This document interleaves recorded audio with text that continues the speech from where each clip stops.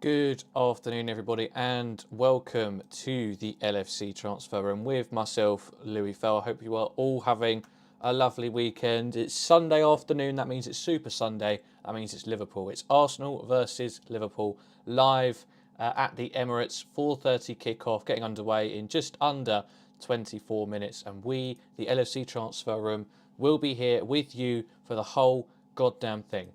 So let's get ready. Perhaps one of, if not our biggest game of the season thus far.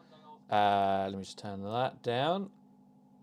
One of our biggest games of the season so far, and a massive, massive moment for us in terms of where our expectations are and what we can expect from this season. This already very disjointed season, now heading into World Cup territory in a matter of weeks, couple of months or so.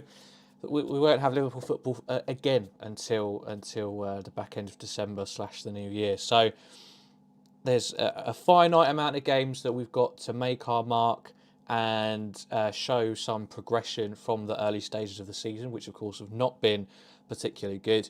And now is the chance to demonstrate that. It's up against Mikel Arteta's Arsenal, second place in the league with a game in hand. A win here would take them back top again, I believe. They are the informed team. They are the team that believe they've got what it takes to challenge City this year.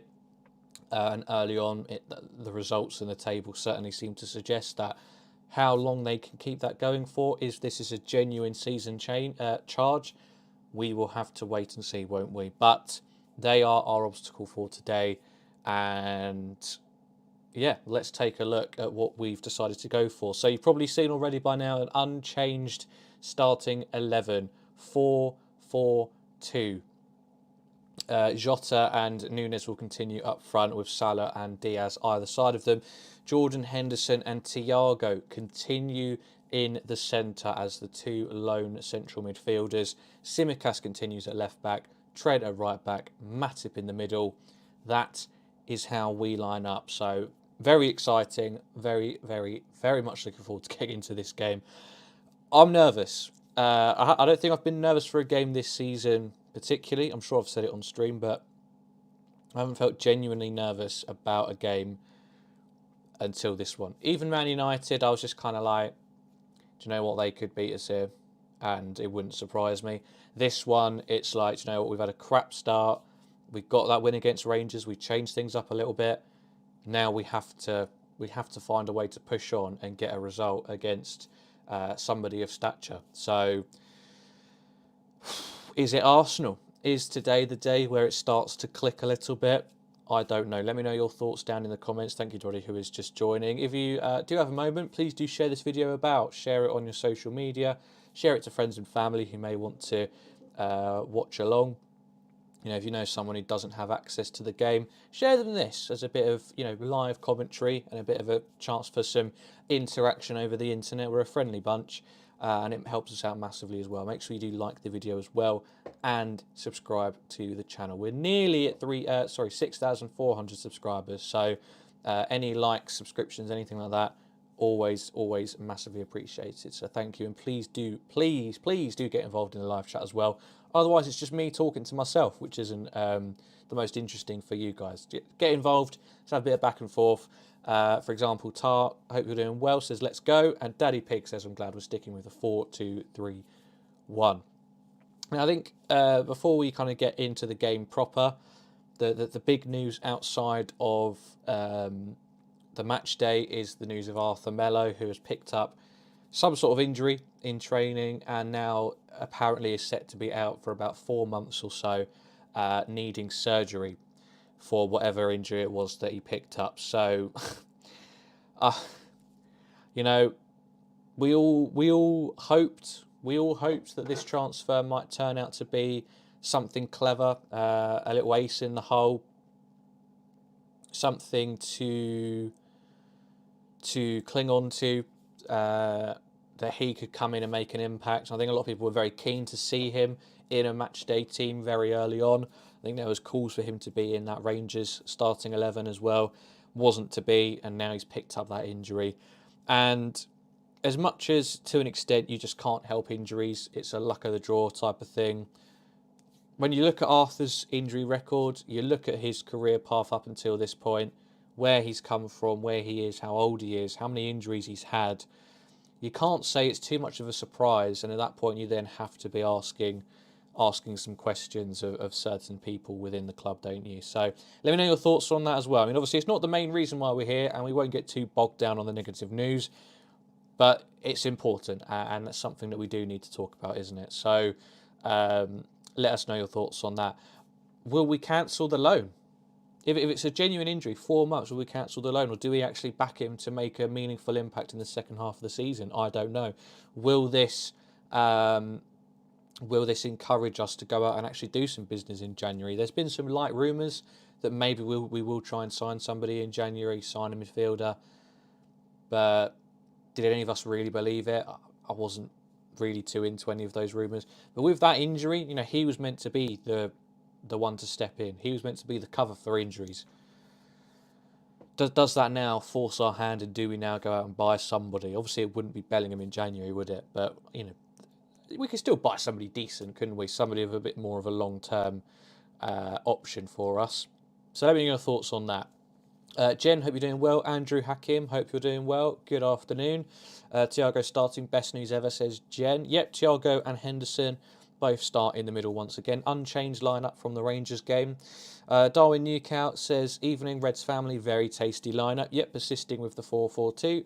And Daddy Pig says, Melo is another Ben Davies situation. We won't see him play for Liverpool. I hope it looks that way, doesn't it? I just can't see why we'd keep him now. So he's going to be out, November, December, January, February. Well, back at the end of January, beginning of February. So by that point, is it worth keeping him? I don't know. Could we send him back? Alan Turner, hope you're doing well. Everybody else who's just joining, please do get involved. Let me know you're watching, where from, and do like and subscribe as well. Please do share this video about as well. If you know anybody who can't watch the game for whatever reason, doesn't have access to any streams or anything like that, share them this. Let them know they can get involved in a nice Liverpool discussion. Welcome Arsenal fans as well, of course. I'm sure there will be some later on. And they can get involved and have a chat about it as well. Alan Turner's going for a 3-0 to Liverpool. I mean, that's bold. I know we got a clean sheet against Rangers, and it was a decent performance, and we're all very excited by it, this new formation. But Arsenal are going to be a different beast today. Jen's gone for the customary 9-0 win, of course. But in all seriousness, I think this could be a very tight game. Maybe a 2-1. I think 2-1 must be the most predicted scoreline in football. Because you're always like, oh yeah, they're going to win, but the other team are going to score. So we'll go 2-1. I feel like I'd love to know how many times that's been predicted in accumulators or match score bets and stuff like that, but unimportant.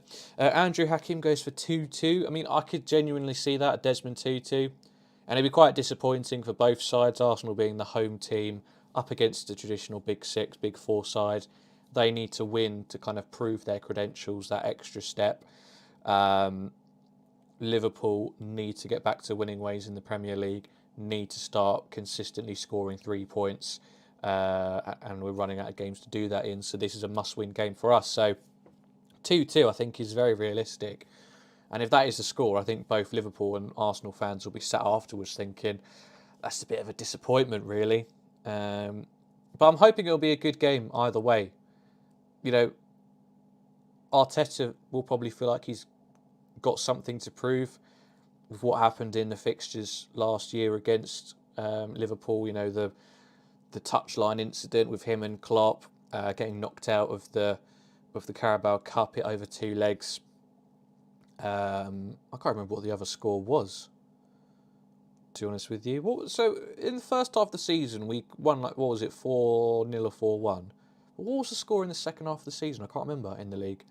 Darwin Newcount's gone for 2-1 at half-time to Liverpool and then 4-3 at full-time. Bloody hell.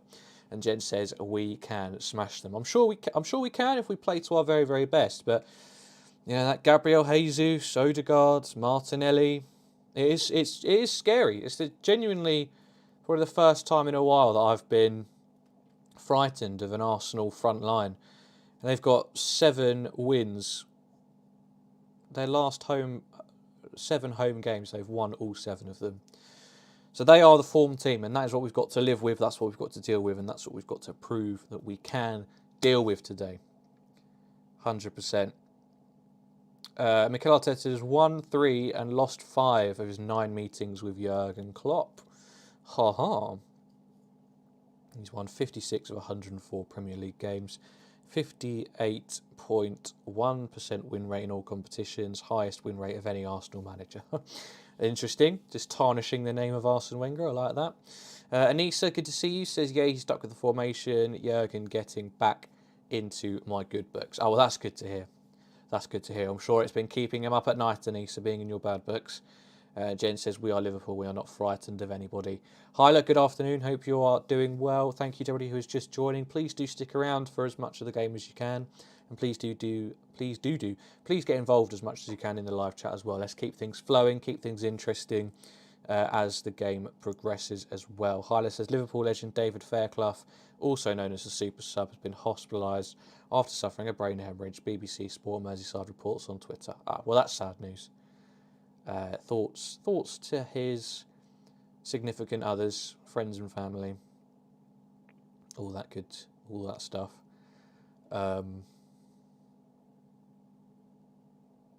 Yeah.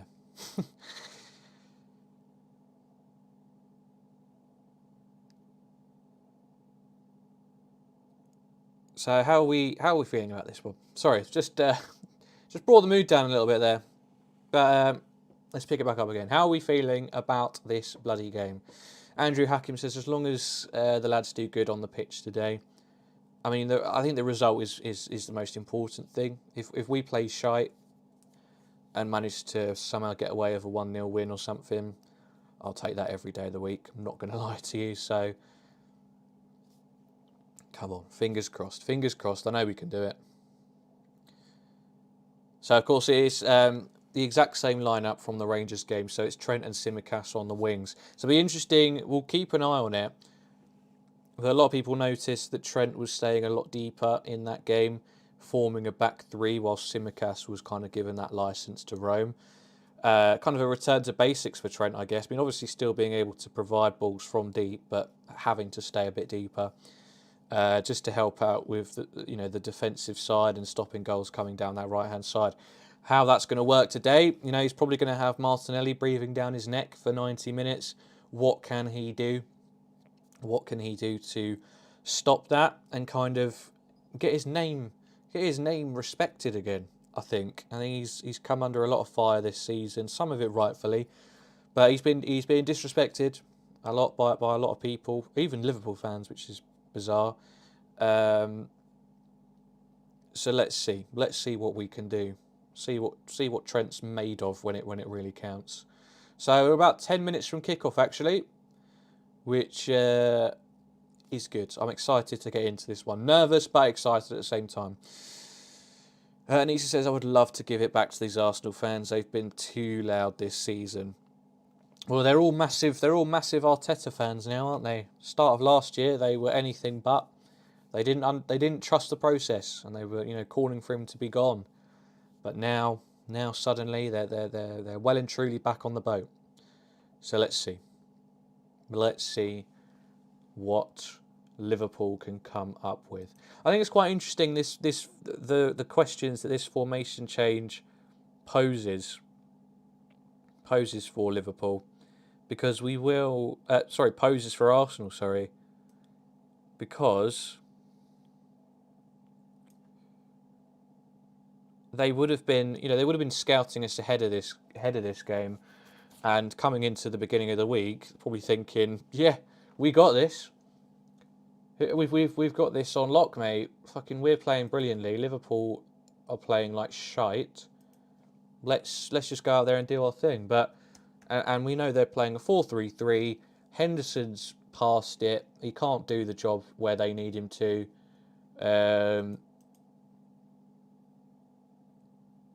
So let's just go out and do our thing and smash this lot and prove that we are the best. Prove that we are the better side at the moment.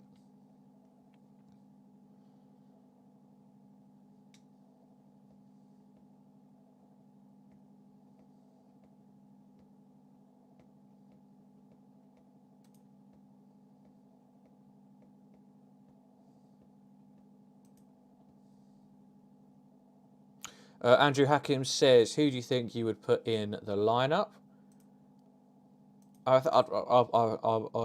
don't think I'd change anything, to be honest with you. And Jen says we just have to play our game and don't allow Arsenal to get into their rhythm. Yeah, that's yeah. Sorry, I kind of just cut myself off, didn't I? But after that Rangers game, they're now going to be slightly bamboozled, and that's my theory for how we might get a result out of this game. We've had a chance to try out this new formation. It obviously works to some extent, against lesser opposition. What can we do? What can we do with it in this one? And I'm hoping it will just slightly throw Arsenal off, and they won't have been able to prepare quite how they would like to. Maybe we can conjure up some more surprises as the game goes on as well. That's what we've got to hope, at least, isn't it? It's what we've got to hope for. Right, let's get some score predictions. I'm going to have to go to the loo before we get underway because I'm desperate for a wee. Been swept off my feet and haven't had a chance to go for a wee yet. So please get some score predictions. Get some score predictions in. Get your score predictions in.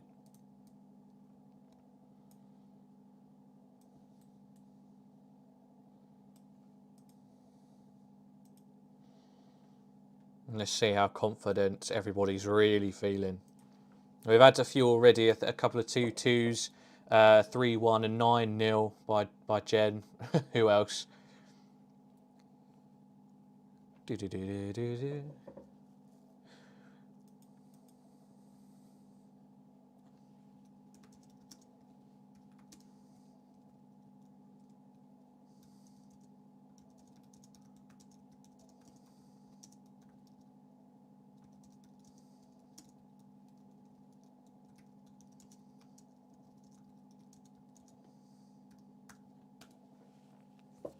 This game always had a bunch of goals. I sense a 4-3. And Hyla says, not sure why Arsenal are playing with two right backs today. Should be easier for Trent and Salah down the right. Do you know what? Let me have a look. I haven't actually seen the bloody Arsenal lineup yet. All I know is I know Martin Odegaard's playing. I know Twatty Bollocks. Martinelli's playing. Klopp's wet dream. Right, so it's Ramsdale in goal, White, Saliba, Gabriel, Tomiyasu, Partey, Xhaka, Saka, Odegaard, Martinelli and Jesus. I'm just going to go for a wee before I wet myself. Don't worry, I'm going to mute it, don't worry. I'll be back in a hot second, so please don't go anywhere and please keep on chatting in the live chat. I'll be back in just a second.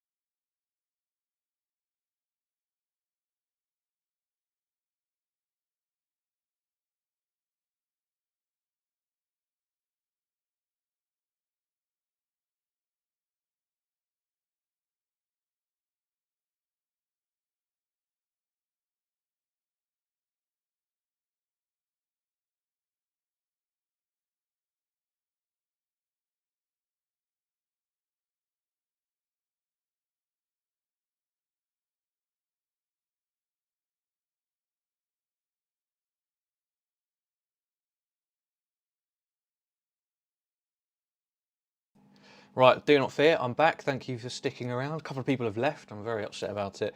Interesting statistics coming up there. This is the highest scoring fixture in the Premier League, Liverpool versus Arsenal, averaging just under 3 goals per game, which is a lot considering how many games we've played against each other. So good signs there. And we haven't won a single away Premier League game yet. I knew we were bad, but it just didn't clock with me. We haven't actually won away from home yet. Quite unbelievable.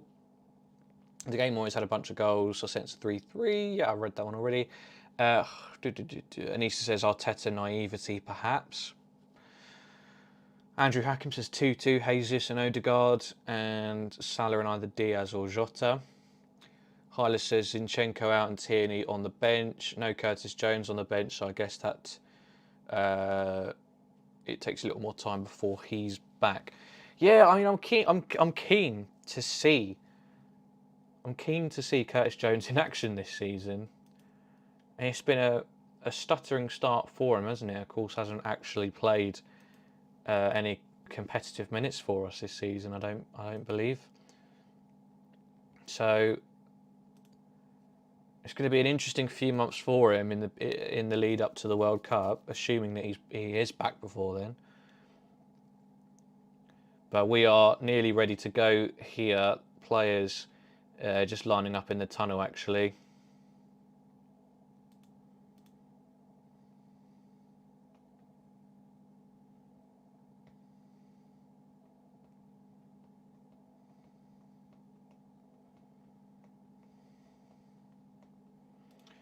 Here we go. Liverpool in their whitish away kit. Arsenal, of course, the home side. What happened to Curtis? I haven't seen him in a while. He's just been injured. He's just had a bit of a niggly injury. I think it was a recurrence of something. Oh, actually, no, I think that was Jota, wasn't it? But no, he's yeah, it's been an unfortunate tale for Curtis Jones so far. Made worse by the fact that Arthur Melo's now picked up a 4-month injury as well. So not much to celebrate in the midfield front, apart from the fact that Henderson and Thiago looked decent together. They looked pretty decent together midweek. Fabinho, of course, again deputises on the bench. Oh, it's Martin Tyler as well, isn't it? Of course it is. Oh, I've got to listen to Martin Tyler for 90 minutes now. The things I do. The things that I do. Big hugs between the managers, Klopp and Arteta. But I'm sure that will soon dissipate. Oh, he comes over to shake all the hands. Oh, it's just pure rivalry. I just can't stand Arteta, the way he's like too nice for the cameras. Don't like it. So Ben White, William Saliba, Gabriel, and what's his name? Thomas Partey and Granit Xhaka in the middle two. Ahead of them is Bukayo Saka, Martin Odegaard, and Gabriel Martinelli. And then, of course, leading the line for Arsenal, their top goal scorer so far this season, Gabriel Jesus, with 5 goals already this season. On the bench is Turner, Tierney and Nketiah holding Cedric Vieira Lokonga. And then for Liverpool, Alisson is, of course, on the bench. We all know that. Alisson is in goal, sorry. Trent Alexander-Arnold, Joel Matip and Virgil van Dijk in the centre. Kostas Tsimikas over on the left-hand side. Then, of course, that midfield 2 of Henderson and Thiago. And then the front 4 of Luis Diaz, Mo Salah, Diogo Jota and Darwin Núñez. I'm getting tripped over my words already and the game hasn't actually kicked off yet. Please do bear with me. Arteta looks like a Lego man, not a hair out of place. Have you seen his FIFA? His FIFA face is just nothing like him. Like, they've really done him dirty for some reason. Every other manager has like a scanned face. And they've just got, and Arteta's got nothing. He's just like, they've just tried to build it themselves and it looks horrible.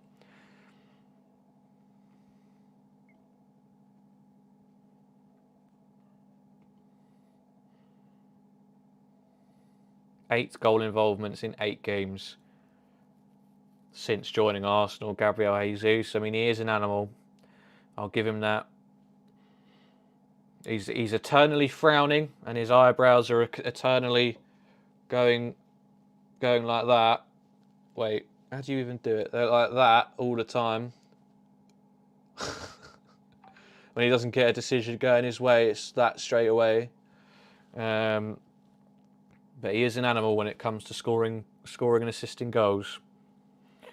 Even Ted Lasso has a face and Arteta hasn't. Well, we know who's the bigger club. Arsenal fans are well up for this. The Emirates is bouncing as much as the Emirates can be bouncing.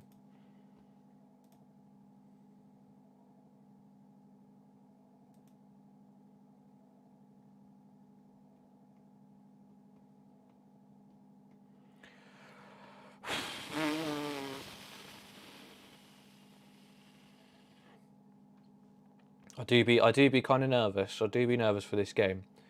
Please do keep getting involved in the live chat throughout, whether it's a football-related question or not, or a thought. Let me know how your day's been. All that good stuff. Anything to keep your nerves off of this game. But let's just keep everything rolling. Let's keep the community vibe present. And we are underway in this bloody game. Arsenal versus Liverpool. Oh, a bit of a false start, but we are underway. And Matty goes long straight away. Jesus looking for his first touch on the ball, but blocked away by Virgil van Dijk. Come on. Come on now. Let's be sensible. Let's just get over the crowd. Don't let the crowd get to us. Some early touches. I need to turn that off straight a bloody way.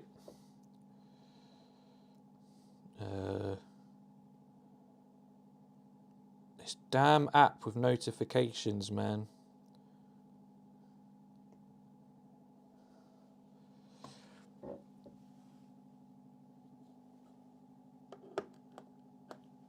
Here comes Saka down the right. Odegaard. Oh! Oh, no.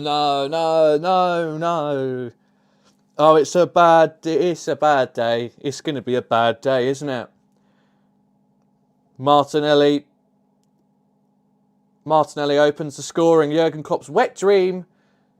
And how easy was that? Just a couple of passes, not 2 minutes into the game. And it comes down Poxy Trent's side. I'm not blaming him, but it's that instantly he's going to get the blame for it, isn't he?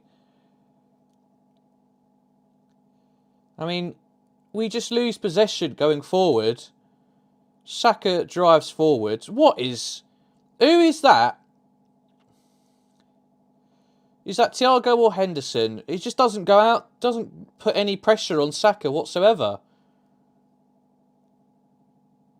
Oh, Jesus. H. Christ. Is there an offside? Oh, go away. Is there an offside?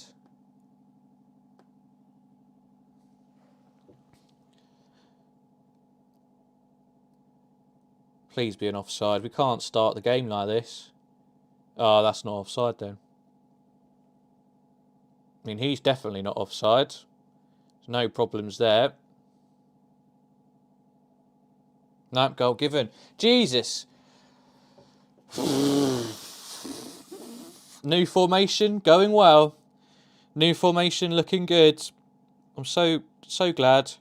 So glad. I mean, we knew this. It was Rangers. It was Rangers, wasn't it? We knew it was Rangers that this formation worked against. So we could have just stuck with a 4-3-3 and we still would have beaten Rangers. Rangers are not very good.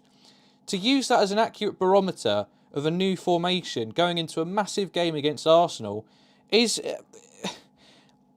It was never going to... I'm not saying it was never going to work, sorry, that's the wrong way to say it. But to assume that beating Rangers with a new formation would equate to, oh yes, this formation is brilliant, let's use it to beat bloody Arsenal when we're in a terrible run of form. It's beyond shocking. I didn't want to be the negative Nancy, right? I didn't want to come out after a win and start going on about how, look, that's brilliant. I don't think that we can use this for the next couple of big games. We can't use this against Arsenal. We definitely can't use this against Man City because we'll get picked apart in the midfield. Thiago's good, but I don't think he can do it on his own. Jota's not a number 10.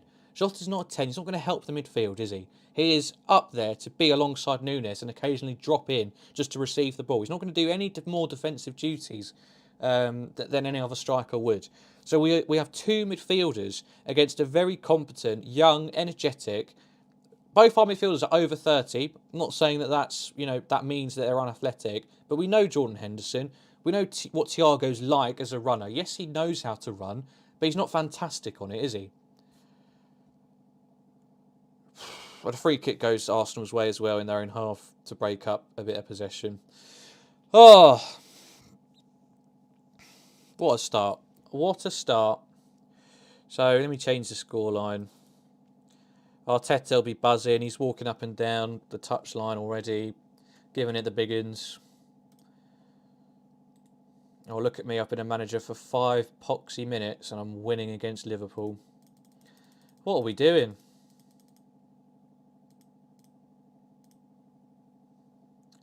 What are we doing?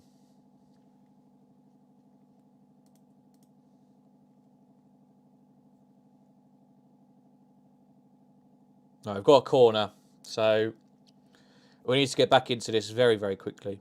Very quickly.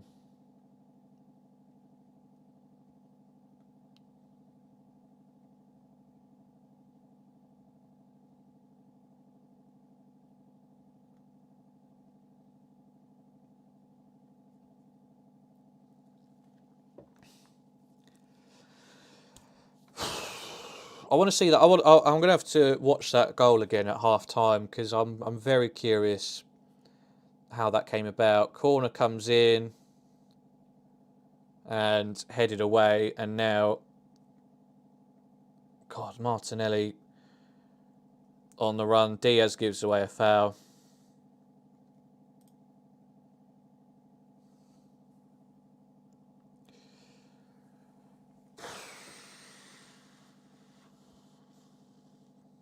Martinelli trips over himself.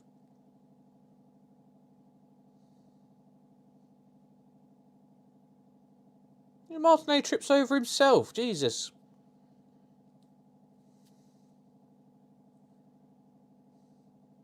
All right, let's take bloody hell chest much. Let's take a bit of stock here. Let's not get too down. It's disappointing, but we're only 7 minutes in.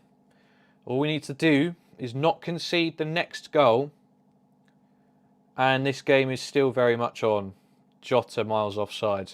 That's Arsenal's first goal in 7 games against us, says Hyler. At least there's plenty of time to come back. I think we should focus on defence and nothing else, says Daddy Pig. I was going to say I don't want to concede a goal in half time, says Andrew. But we're 1-0 down and it wasn't even 3 minutes. Long ball forward by Trent. Misses Diaz. Oh, it's getting to that point where you're nervous going into every single game now. And how many times are we going to concede first? And so early as well. It's been the story of our season. The story of our season.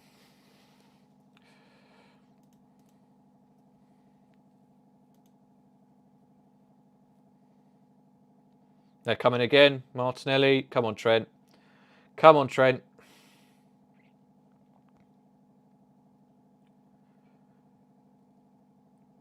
Well done, Trent. Well done, lad. It's going to take a lot of mental fortitude from these players because it's just, again, it's the same story again. So yes, you can show mentality or what have you, but when the same things happen again and again, eventually it won't work, and it hasn't worked for us plenty of times already. And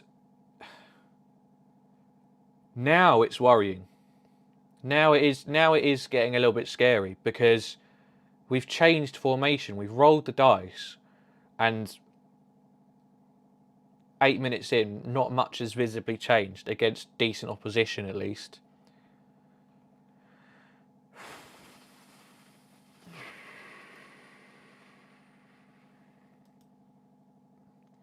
So then the question from the majority of the fan base is, where do we go from here? What else could we possibly do? And then that small incredible minority of people saying, oh, questions need to be asked of Klopp, etc., that starts to suddenly get a little bit louder. 10 times in the last 12 games that we've gone behind in the Premier League. 10 in our last 12, we've gone a goal behind. And that goes all the way back to Spurs towards the end of last season. It's just unsustainable. Unsustainable. And now Ramsdale looks like he might have to come off. Backup goalkeeper's warming up. Let me know your thoughts. Let me know your thoughts on this opening 10 minutes. There's a break in play, and maybe that will help us out. But Aaron Ramsdale looks like he's going to continue, actually. Or maybe they're just going to wait until what's his name's ready to come on, because he hasn't actually taken off his bib or anything like that yet. So maybe that's something to get us up. And there was a minute or two of nothing happening. So we've just got to hope, and that's given us time to calm down and realise that we can't play like that.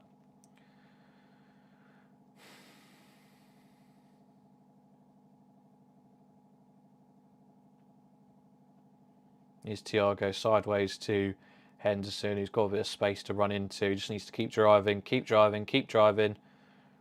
Eventually plays it to Mo Salah. Back to Henderson, looks for the return, but Henderson has other ideas, plays it into the box. And Jota makes a good attempt to get that in on goal. Martinelli then comes and gives away a corner. We'll take that.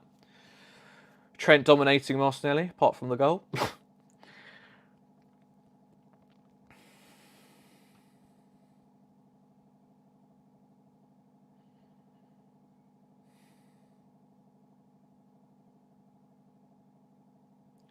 Come on, we need something. We need something quick.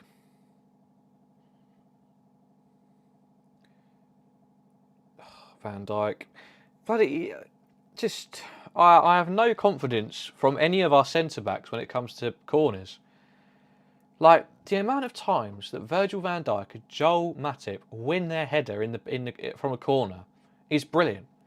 But the amount of times it just goes ballooning over the bar or harmlessly sails wide is ridiculous. It just goes to show there's a massive difference between defensive headers and actually trying to score a goal from a header, because they are both brilliant at the former. Hyler says, I remember how the days were before we signed Fabinho and got a lot better defensively, scored a lot of goals and conceded a lot of goals. With an older midfielder, we are now going all in. Well, do we now bring on Fabinho? Because Arsenal are looking bright and they're coming in again here. Cross into the box. It's behind everyone. Shot, and Alisson keeps us in this game. It's offside. All right, it's offside. I'll give him that. But Xhaka almost scored there. Well, it's ridiculous that he's offside. I mean, that's bloody stupid. Because it gets pulled behind him anyway. And when the ball comes to him, he's in an onside position. So poor from Xhaka, but a very good chance for Arsenal again. Here's Luis Diaz, though, at the other end. Not really many options. Tsimikas comes to join him, loops it up, gets headed away. Thiago edge of the box, Henderson next to him. And now that's Salah, and gets done by Tomiyasu. And now they're coming forward, but long ball forward from Tomiyasu, easily intercepted by Joel Matip, who can then play to Virgil van Dijk. Oh Lord. Dear Lord.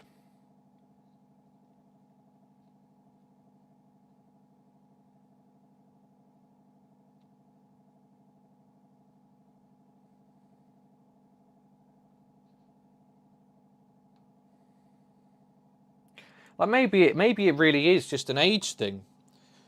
But then again, we've had Curtis Jones, we've had Carvalho in this team, and it hasn't made much of a difference in terms of results. But we just, like, every player just looks 5 yards off it.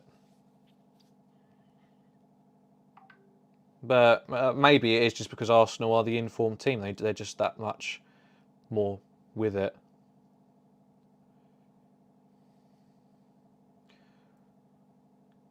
Diogo Jota hit the ball into Gabriel's hand, I think. Actually, that's a penalty. That's a penalty.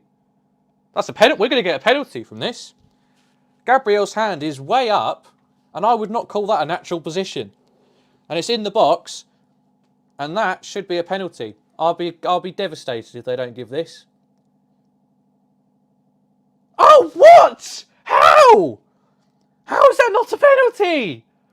Somebody please explain the rules to me.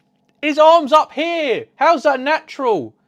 When do you ever run? When are you ever in a position to block? When is your arm up here? How? I don't understand. And now Saka coming forward for Arsenal. Referee doesn't give a free kick. Saka goes down. Nothing given. I don't know what the decision is.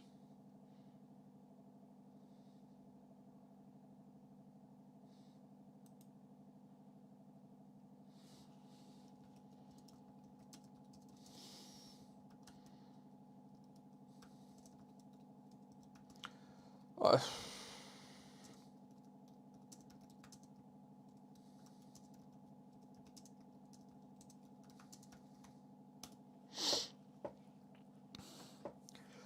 57% possession to Liverpool, 0 shots, 0 on goal.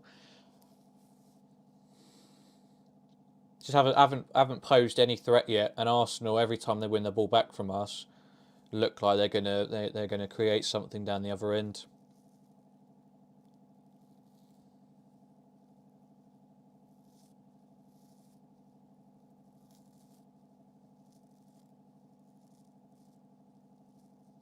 Van Dijk.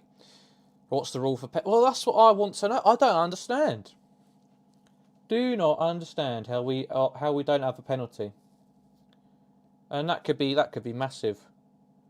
Oh, Tsimikas rushes in. He's not going to get. Oh no, offside. Oh, we're offside. Bloody, how are we offside? That's going to wind me up. If we keep getting as many offsides as we've had in this opening 15 minutes, I'm going to get very, very wound up. Let's see what Twitter's saying about that penalty decision, because I am perplexed at how that decision has come about. I mean, I'm not seeing anything about it. Yeah, how is that not a penalty? Literally, his hands, that is not natural.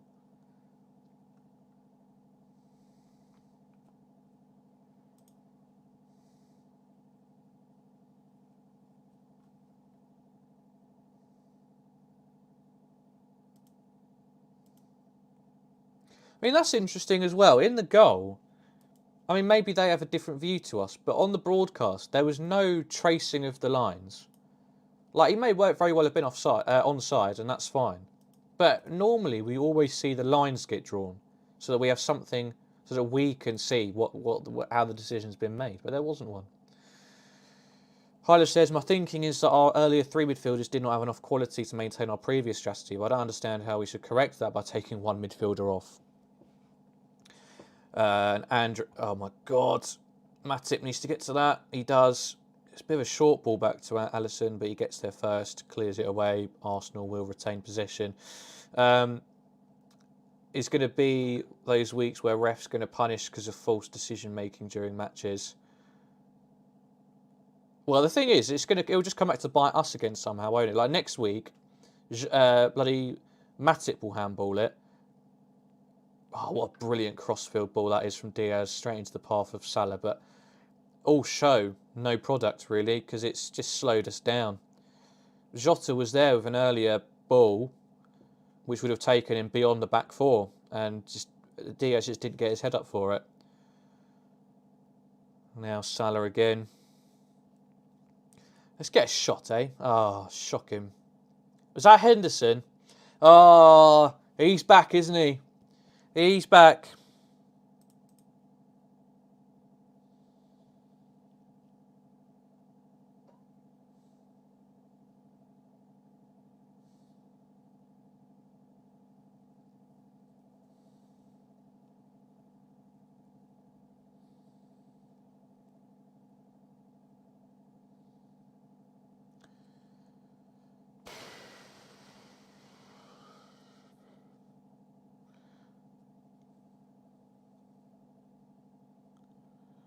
Bloody Arteta masterclass incoming, isn't it?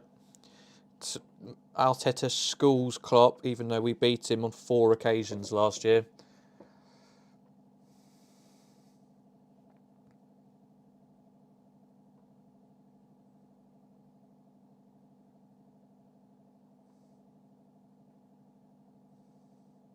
"20 minutes gone and we still haven't had a shot. 69% possession in the last 10 minutes as well. Oh, they've got us. They've got our number. Just let us have it. We'll try to get it forward. Won't do anything with it. And then you just hit us really quickly because we've got 2 donkeys in the midfield."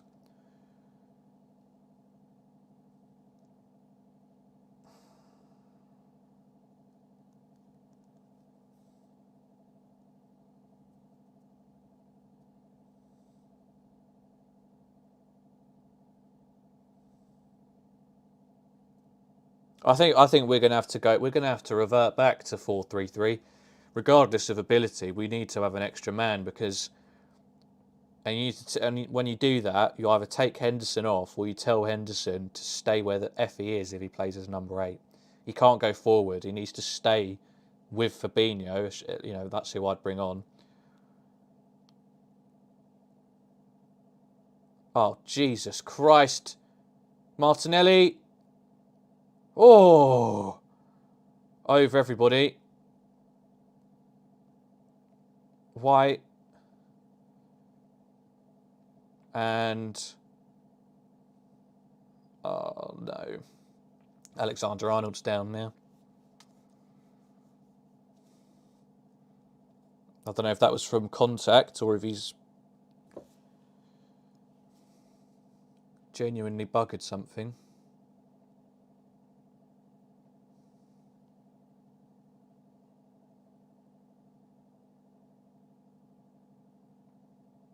They're not showing it. So that suggests to me that that's a bad one. Oh no, here we go. Oh. Martinelli treads on his ankle. Well, on the inside of his ankle. And that's a painful one. Very painful one.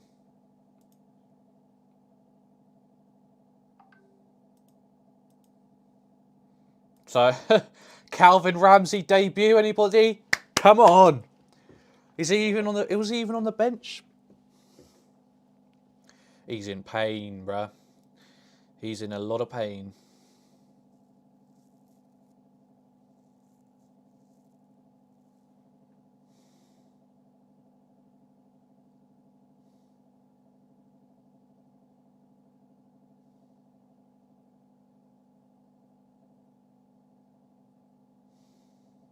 So a break in play. Klopp trying to talk to Henderson.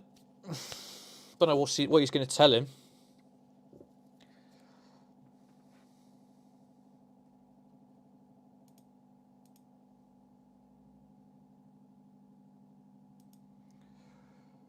Calvin ain't even on the bench. Oh, Jesus. Corrupt officials. Calvin not even on the bench. So who are we going to bloody bring on? We're going to have to go 3 at the back or something, ain't we? He looks okay to continue. Well, that's good. That if he continues, that means it's just going to be a bit of swelling, bit of bruising. Take some painkillers, you'll be fine. Oh no, Trent's got to stay. Trent's got to stay.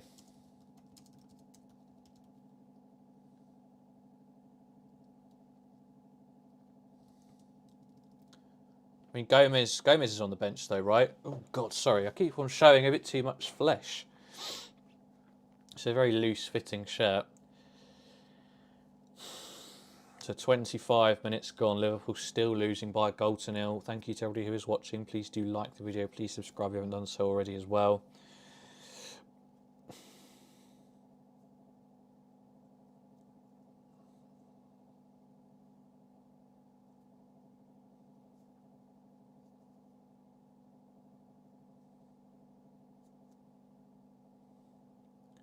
Fabinho, sorry, not Fabinho. He's not on yet. Henderson trying to find a way forward, but he needs to cut those out. They look good against Rangers when they've got donkeys at the back, but it's just giving away possession. Giving away possession in the transition, and Arsenal are going to make us pay sooner or later. Gabriel Jesus out on the left. Forced to go backwards though.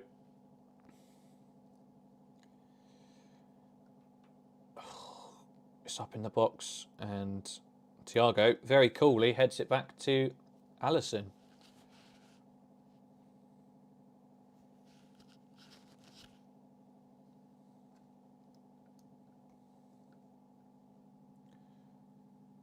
Darwin Núñez, shot! Oh, saved by Ramsdale, knocked out into the box, but eventually cleared away.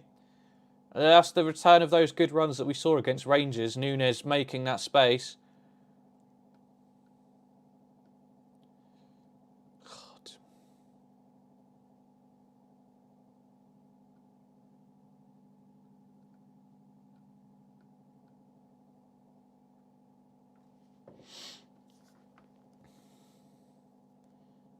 I mean, Núñez is brilliant there. Gets the shot off, gets it on target. That's our first shot on target.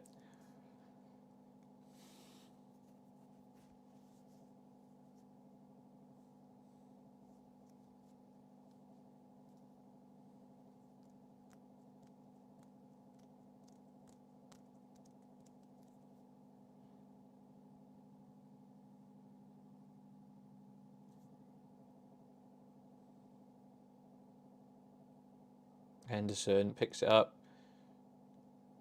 Diaz luckily receives it back, and then a foul's given on him.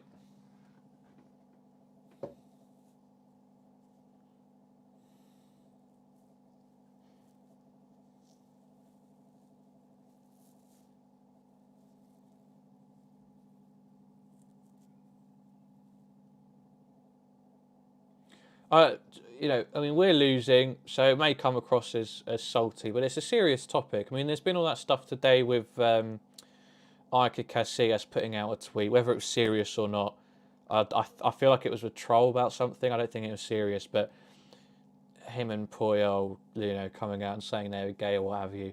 The responses on that from all these football Twitter accounts, people who have their favourite player as their Twitter profile picture.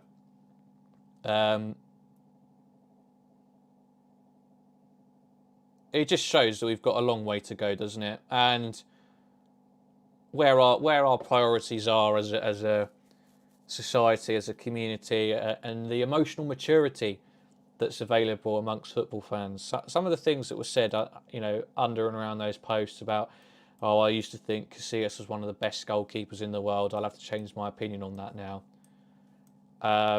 And then, Thomas Partey playing in this game and still held up as a fantastic player, apparently, and somebody worth cheering and celebrating when he puts in a good tackle, or when he,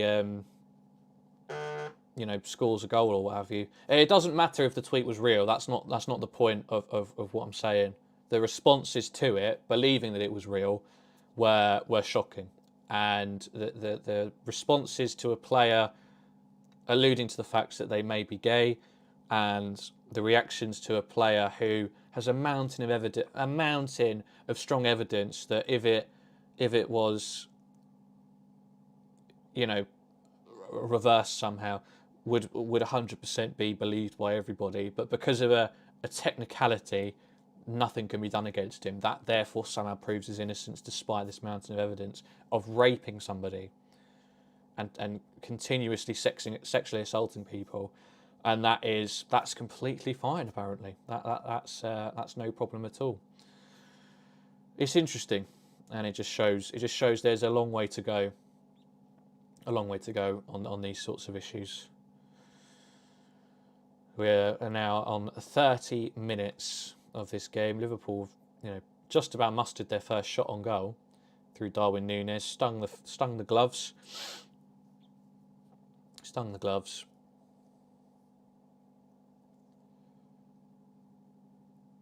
Oh, nearly an own goal. Oh, Saliba nearly puts it into his own net. Ramsdale makes a save. That would have been good. That would have been funny.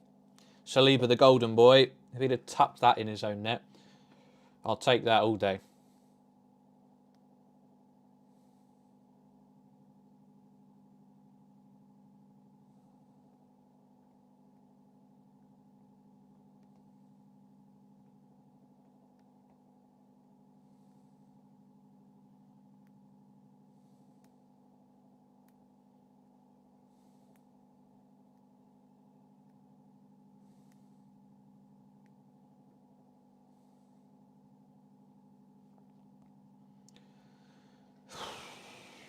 There's just not a lot happening at the minute.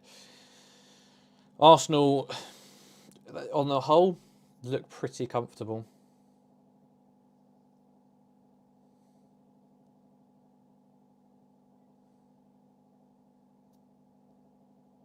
I think they've got our number. Despite this formation change, it just goes to show what I know, doesn't it? Despite the format, I mean, it was hope more than anything that maybe it would just put them off slightly because they wouldn't know what to expect. But that's not the case at all. They're actually incredibly comfortable.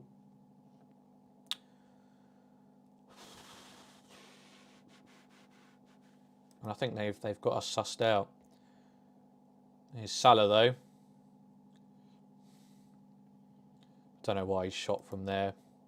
Options in the 6-yard box. Goes for the shot instead. Harmlessly wide.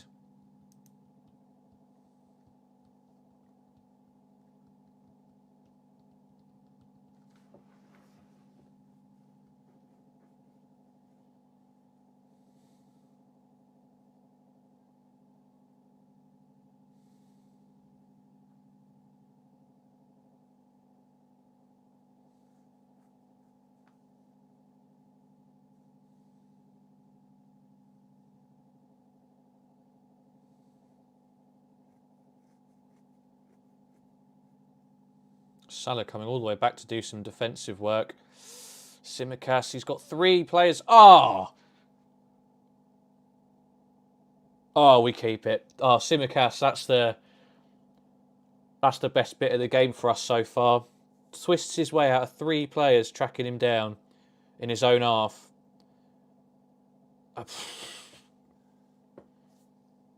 That was good. I liked that. I liked that a lot.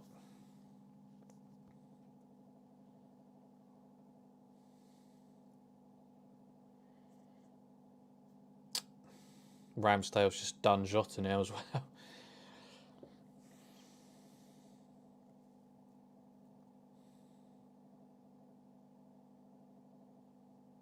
No, it's Darwin Núñez. Fuck's sakes.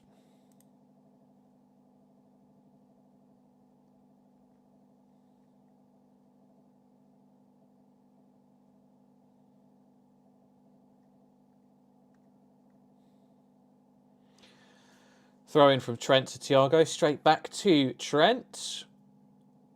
Oh, it's a relatively decent ball played over the top. Diaz has won it. Núñez! Yes! Núñez in the middle! We're back in it! It's 1-1. He gives it all that. He gives it all that to the Arsenal fans because they will be crying. They will be crying. They've had a brilliant start and they could not make it count. And just like that, their lead is cut out. And it is 1-1. Liverpool back in the game through Darwin Núñez. A brilliant, well, it was an okay ball from Alexander-Arnold over the top. Luis Diaz does well to win it first and then take it under his control.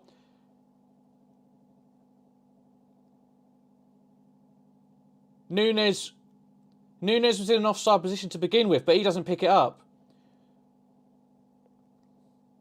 And Gabriel gets an intentional touch on it. So that's fine. It's all good. I mean, that's the link-up play that we wanted. Luis Diaz coming all the way over to the right wing. And Nunes just has I'll say a simple tap-in. He's got to reach for it. He's got to keep it on target. And he's got Ramsdale right there. And that's brilliant. Klopp loved that as well. Oh, thank God. I mean, it's the first really positive thing we've done. It's the first decent thing we've done going forward. No, 1-0. 1-1.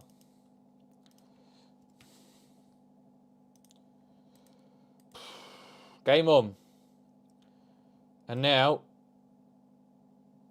Jota's going to be offside there. But here's Luis Diaz. Can he get shot away? No.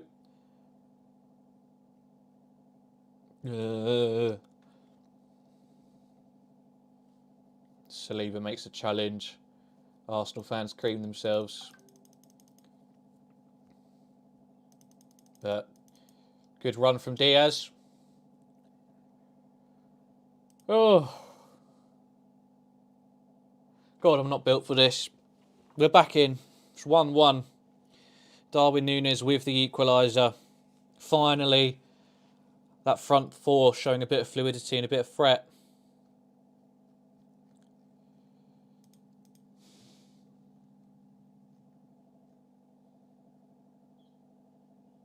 And maybe the flow of the game just starting to swing in our favour.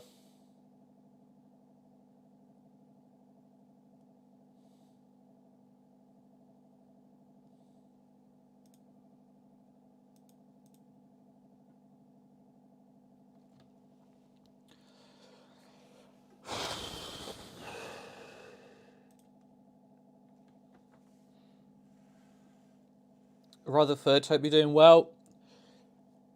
We're back in it. My hearts are pounding. Right, Tsimikas out on the left.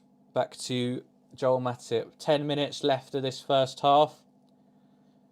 Will both teams just kind of take it for what it is? I don't think we can afford to. We've got to go for this. Thiago does well in the defence to make sure we keep possession. I mean, now having possession as much as we have is somewhat of a good thing. But Luis Diaz is injured, I think. Bloody hell, another one?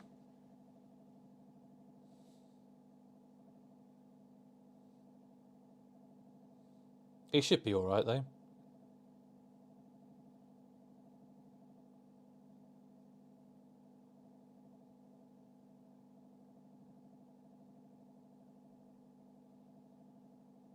He looks in a lot of discomfort. I think he is going to need somebody. He's going to need a physio. Oh, bloody hell. I don't want to talk to Siri. Why does she keep popping up?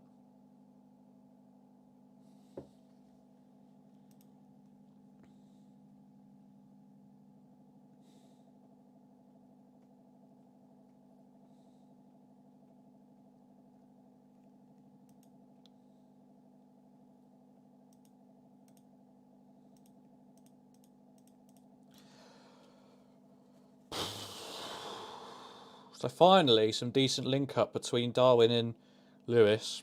But just hopefully Lewis doesn't have to go off. He's still not up. And that would be a massive shame.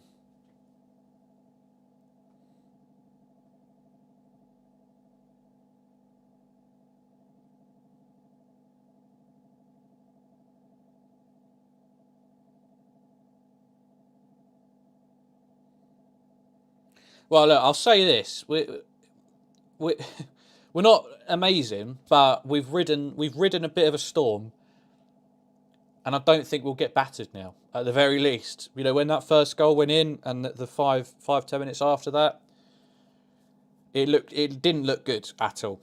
I thought we could be seeing something very sad on our screens today, but somehow we found a way back into it, and now it's anyone's. We look a bit more confident. Arsenal a little bit gutted that for all their good work, they've now been pegged back. Nunes did everything but score against Rangers, so I really liked that he got a goal today. Yeah, I think that's important for him in terms of his confidence. Hopefully we can see a bit more of that.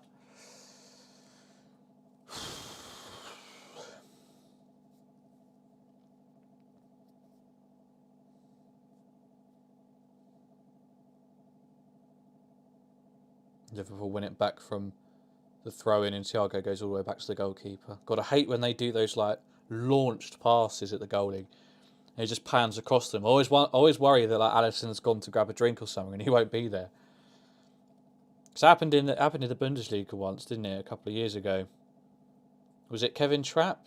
It was just like he went back into his goal to get a drink and the ball came all the way back towards him. That's offside.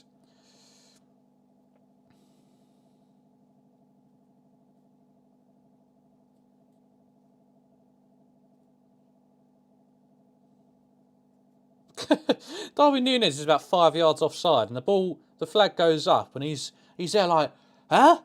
Get?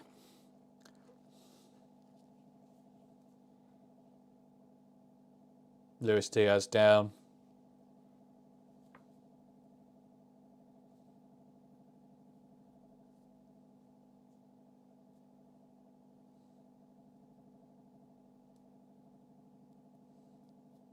Lewis, he's going to have to be subbed off. Oh, that's annoying. Where was the...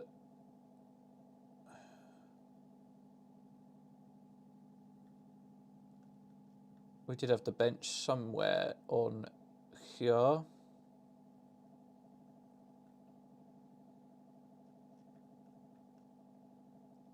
Here we go. So Kelleher, Canate, Gomez, Phillips, Fabinho, Milner, Elliott, Carvalho, Firmino.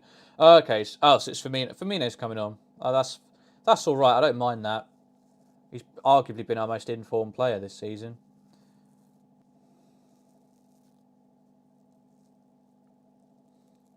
So a first half substitute, unfortunately.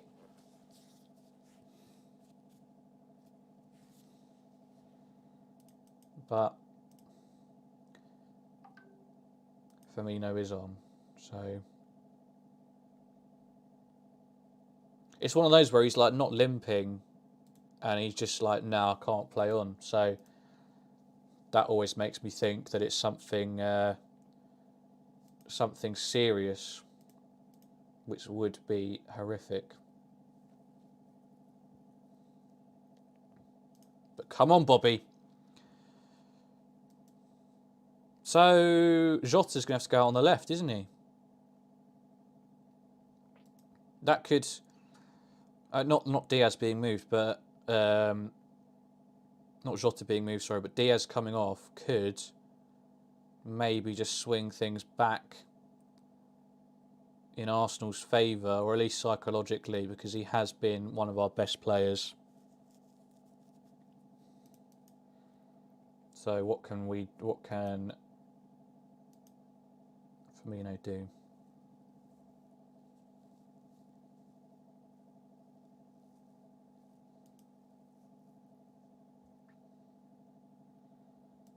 Yeah, so Jota on the left. He's got the ball now. Tries to get a cross in, blocked. But we've won it back. No, Salah, man. Why are we trying to play looped crosses from like 5 yards outside the box? It's just going to go straight through to the goalkeeper.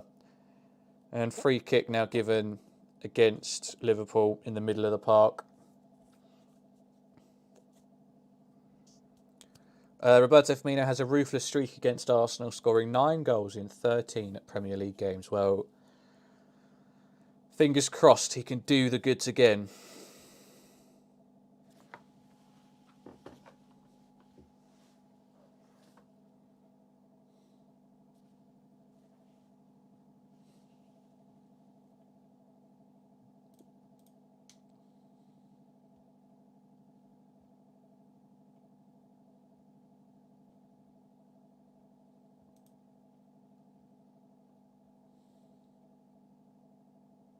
Arsenal playing it around the back. Fans not too happy with it, so Ramsdale decides to just punt it long. I think that's where managers probably get frustrated with fans. It's like the same way they tell players to shoot from range. They don't want them to, but obviously you just get caught up in the emotion of it.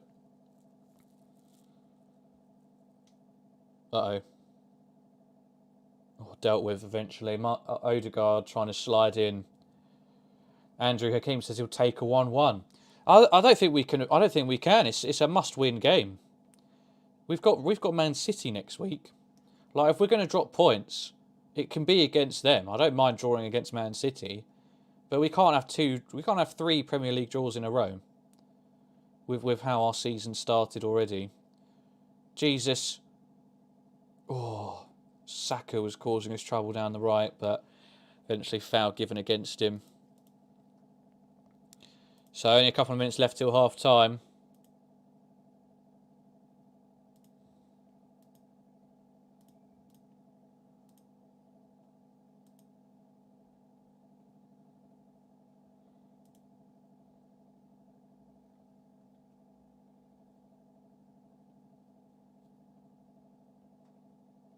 Five minutes, Jesus. I suppose that's, yeah, Trent was down. Diaz was down twice, so... Alright. Okay. We'll let that slide.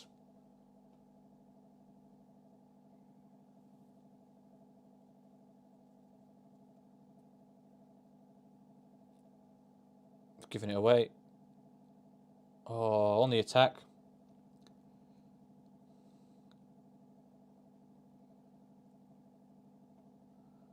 Come on, lads. Jota. Oh, cleared. Corner. We'll take it. All day, every day, we'll take it.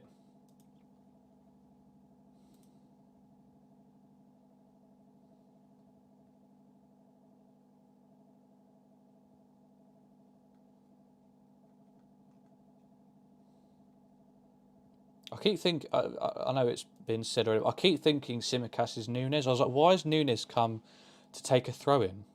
What's he doing? But it's cost us, obviously. God, there's got to be a chance left in this first half. Yeah, Tsimikas and Nunes looking at each other is like the Spider-Man imposter meme. I like that. I hope someone can make that. Got a lot of meme potential.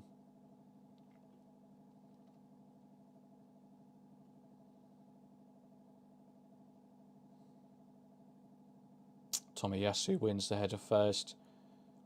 Otherwise Salah might have been in, but Arsenal gone backwards. But now Arsenal have beaten the press and they just get forward. They get from back to front way too quickly. It's just one pass between Henderson and Thiago and that's it.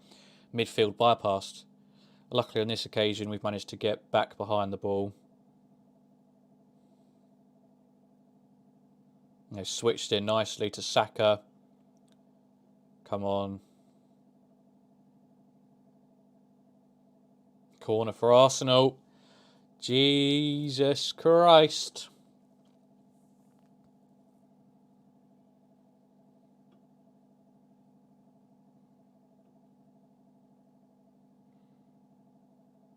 Don't let them score from this one.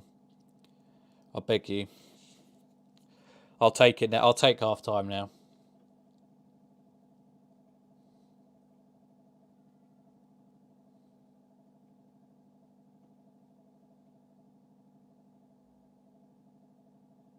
Headed away.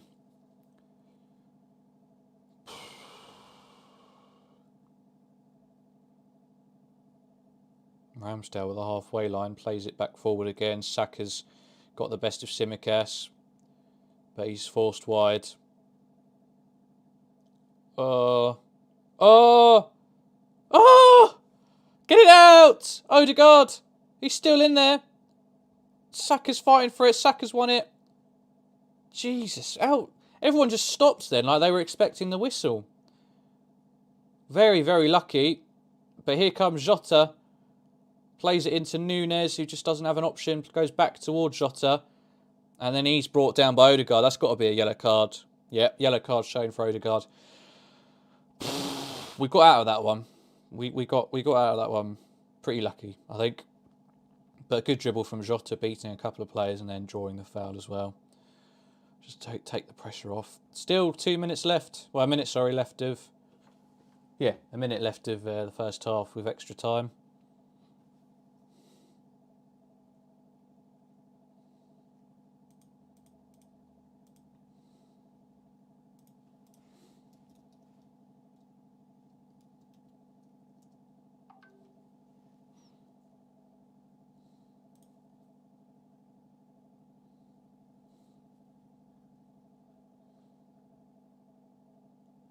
Headed down.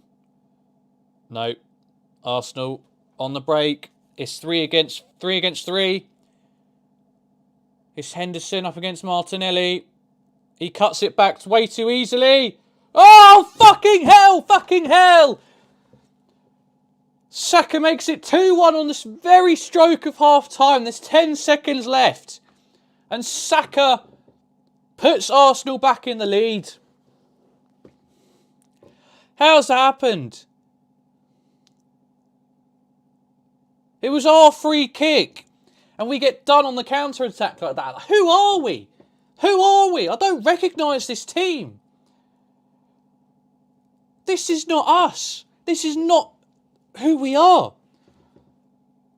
It's such a horrific free kick. And then it's Martinelli against Henderson.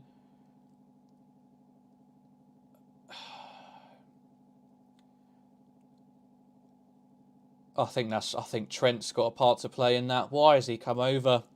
He's trying to help Henderson, but to be fair, Henderson actually has it. And then Trent just vacates the middle.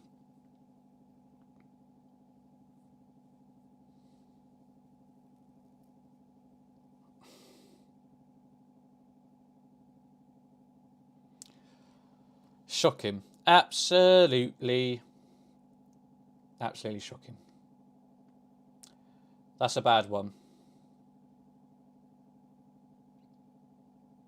It's gonna be half time now. Yeah, referee blows his whistle. Let me change the score lines. We go into the break.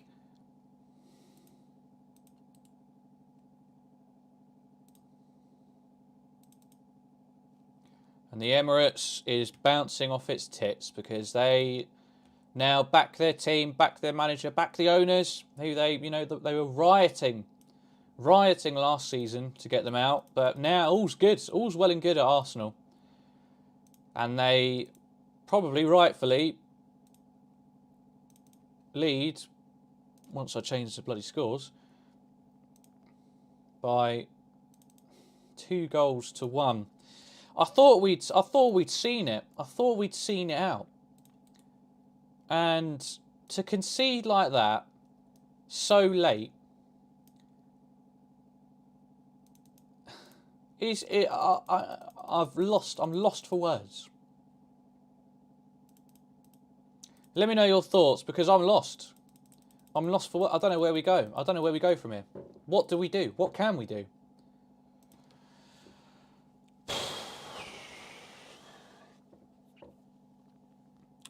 I don't know how we're going to face City after this, says Andrew. Well, that's the big problem. They will absolutely trounce us.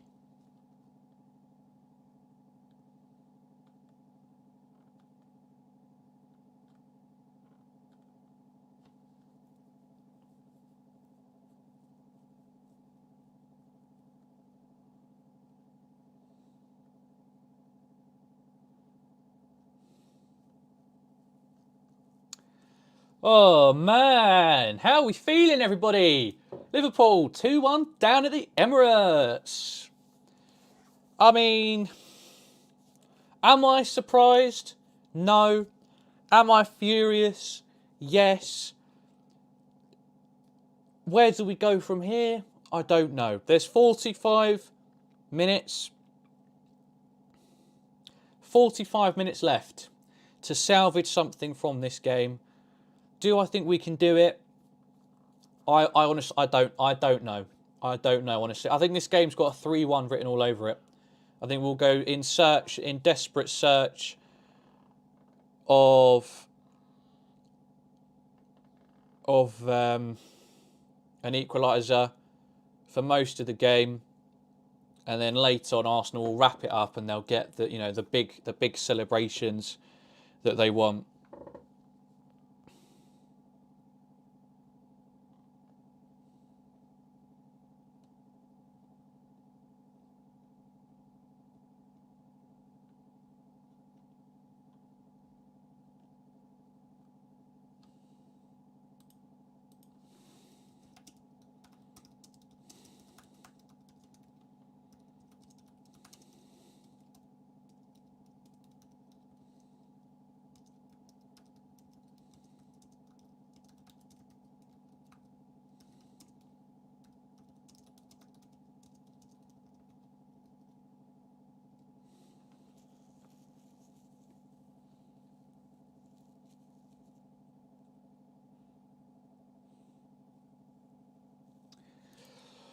Daddy Pig says it's like we can't play. Why do we never go for a technical foul ever? Hendo should have just went in for Martinelli before he got to the box. I think that's easier said than done.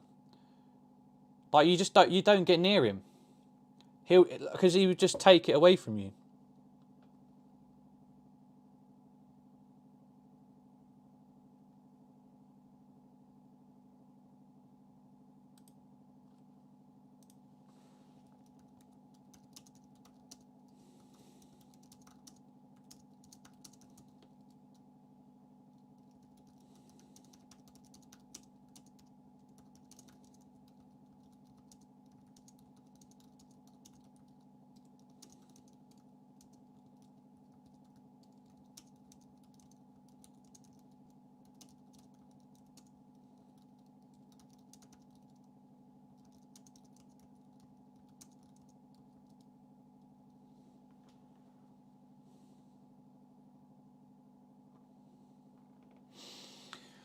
Ben Peake says free kicks, you've got to love them and hate them. Yep, we hate them in this circumstance. Lipot, good to see you, says someone needs to tell our boys that there's a thing called a tactical foul exists. Yeah, I mean, Arteta is the master at that, of course. It's kind of him that pioneered that at City.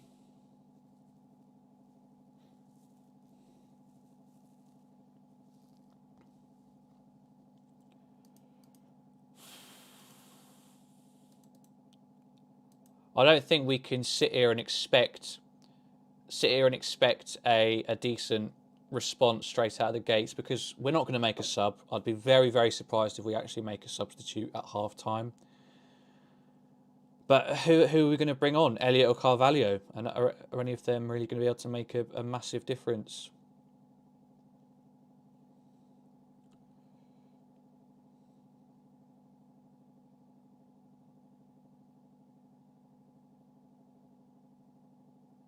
Oh, yeah, it's the first goal.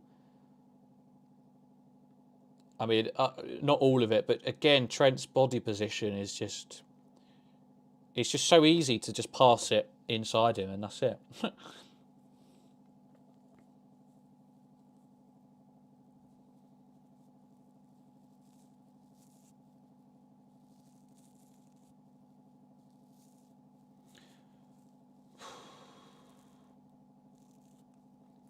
Why did we have so many players up so high? We should have gone into the half delighted with what we had. And we never bring players down. Our ultimate target every season is to win fair play and have the best net spend.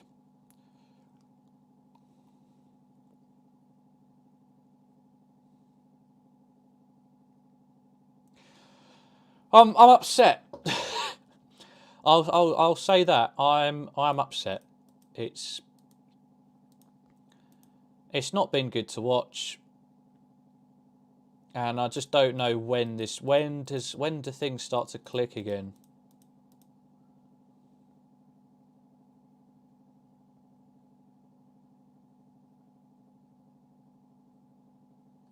I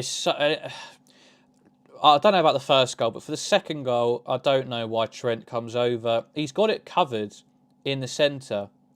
He when Martinelli then cuts back, he intercepts the pass, or he forces Martinelli into a shot.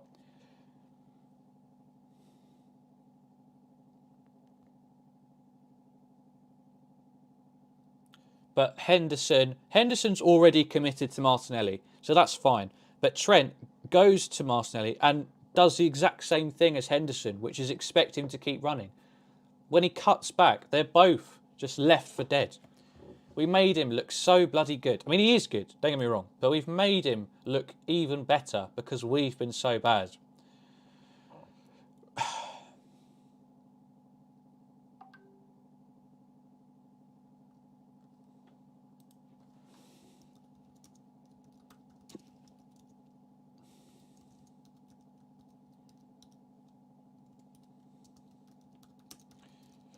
But how have we not had that penalty as well earlier? I'm still. I've just seen a picture of that come back up again. I'm still perplexed how we don't have a penalty.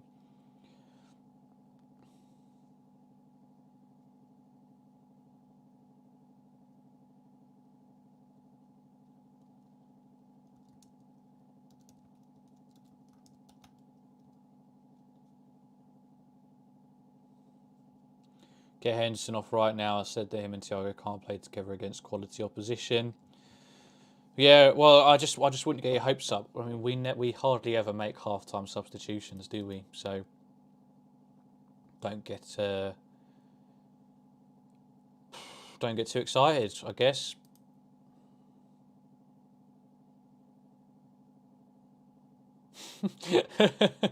Somebody tweeted, "It's not too late to go to uni, Trent."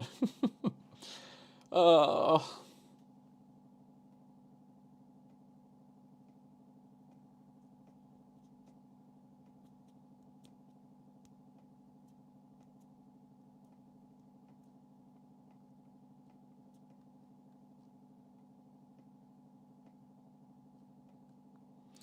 Do you know, I think what the saddest thing is that second goal is kind of the goal that we scored. It was similar to so many goals that we've scored against Arsenal in the past, hitting them on the break and just making them look like dog crap. And now the shoe is mightily on the other foot, and we don't look capable of hitting a counter-attack on anybody.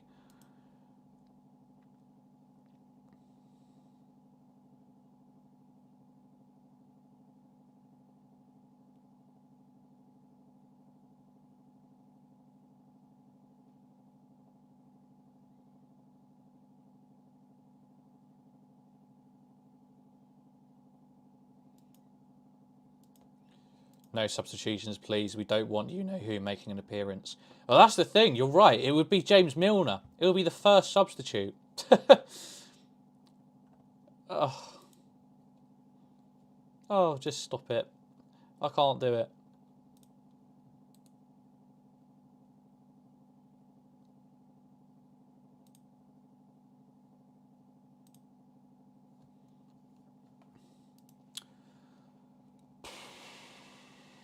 We need to start committing tactical fouls. Yeah, I guess we can. But I think Arsenal are more than happy to go down anyway. We don't want to commit tactical fouls now because they're just going to chew up every minute of the game. So I wouldn't worry about that too much. What am I doing? There we go. We'll, of course, have post-match reaction as well, which I'm really looking forward to. It will be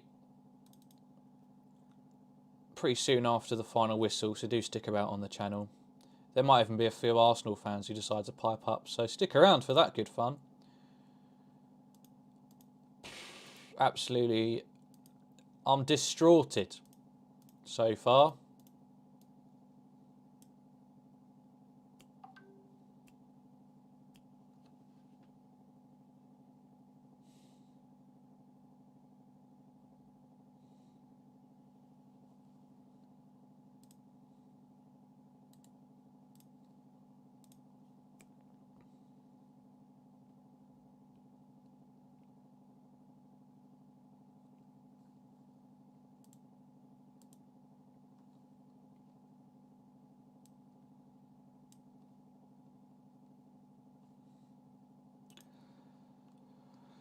Let me know what changes you would make, if any. Lipok doesn't want any substitutions, but I think some people probably would quite like to see something different.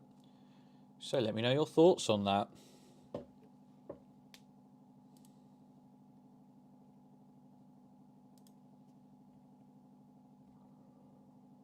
Excuse me.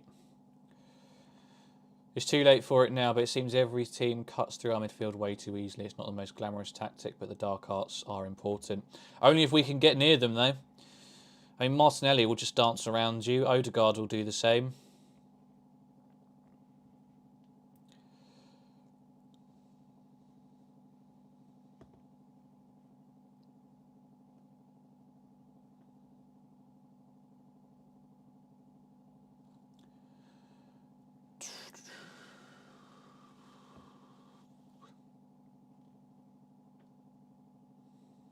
So we'll be getting back underway very shortly, actually.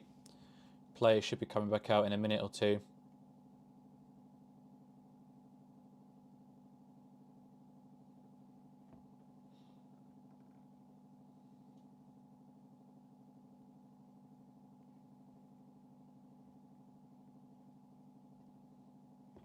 Far too easy. Just watching the goals back again. Far, far too easy.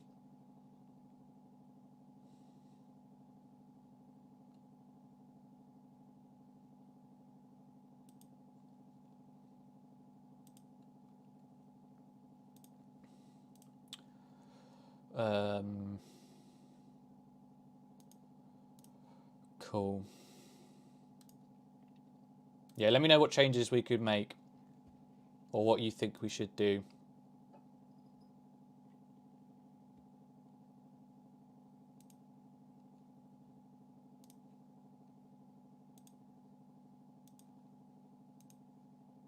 Oh yeah, here we go. They're going to talk about the handball. He's too close.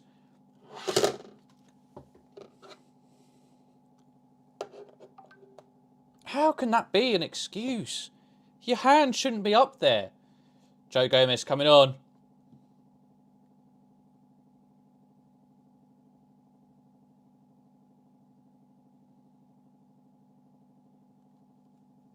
Come on, Joe, lad. I'm sure we'll see Lipok in the stream any minute now, but come on. Come on, Gomez, lad. This is your chance to shine. Your chance to do some bits for us.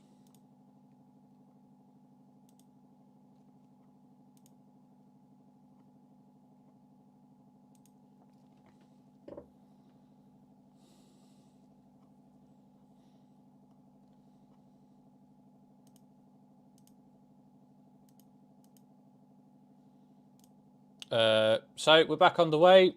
Second half is a go, and I just need to change the score lines again. So Gomez has been dragged off. Some saying, well, it could very well just be because Klopp will 100% come out to the press and say it's because of the tackle. But many will interpret it as being down to maybe another shaky performance.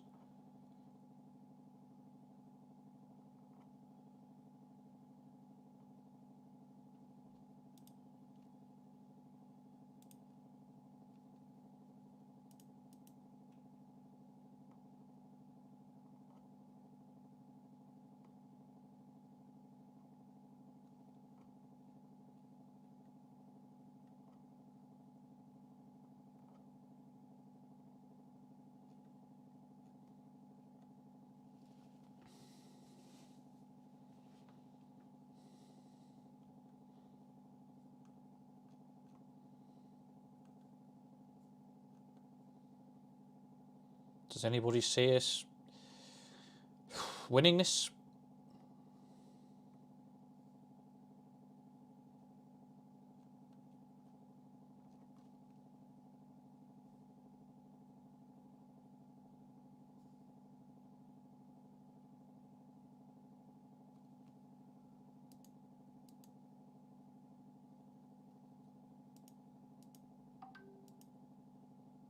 At least it's not Milner, says Lipok. Yeah, that's a positive to take up, I guess.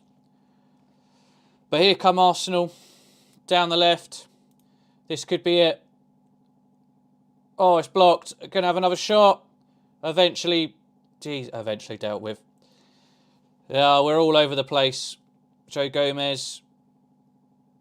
Eventually away. Free kick given on Joel Matip, I think.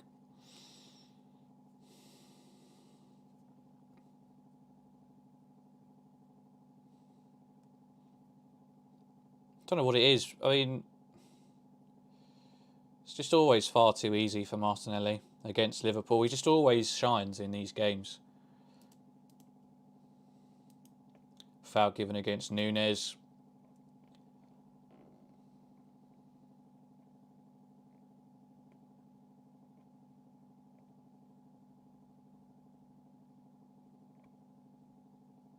Every time I see Partey on the pitch, I just can't believe what I'm seeing. And I think that's what put me off Arteta the most, was when he came out with the comments of, oh, he's been through so much. Like, you do understand what he's been through is a rape allegation with a mountain of evidence against him.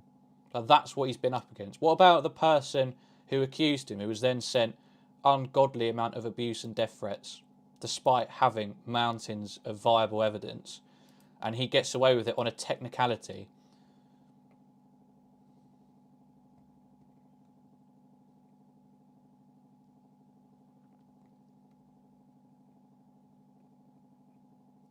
It's not the fast start that we would have needed. Arsenal still looking comfortable.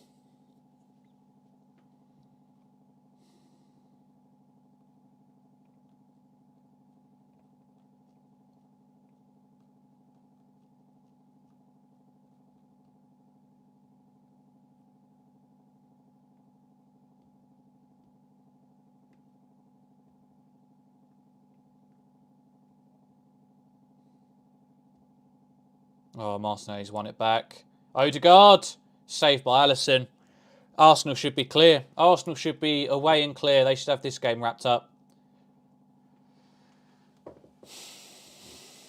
Martinelli's just, it's a horrible introduction for Joe Gomez to have to come into this. The whole team's playing shite.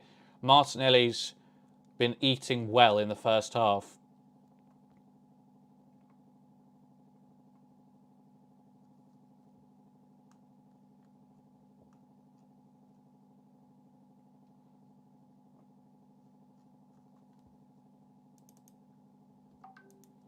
And they'll be shocked that they're not 3 or 4-0 up now. But it's coming. Offside on Gabriel Jesus.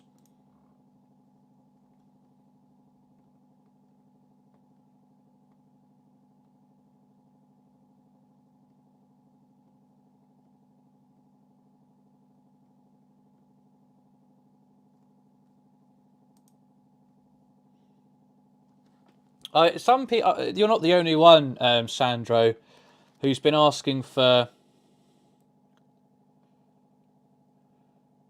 3 at the back. But I just don't think, yes, it sounds like it just gives you defensive stability. But we train day in, day out to nail a set formation.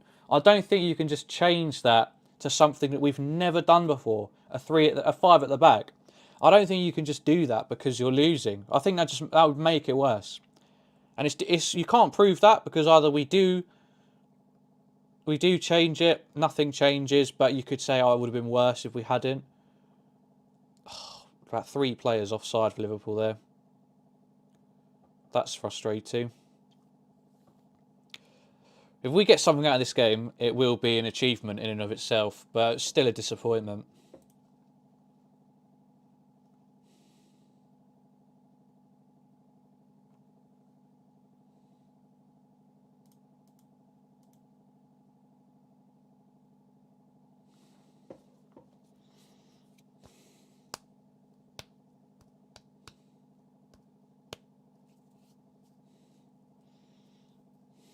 We've got to get through this next 10 minutes. Otherwise, it will be very quickly over, and then we're playing for nothing for half an hour.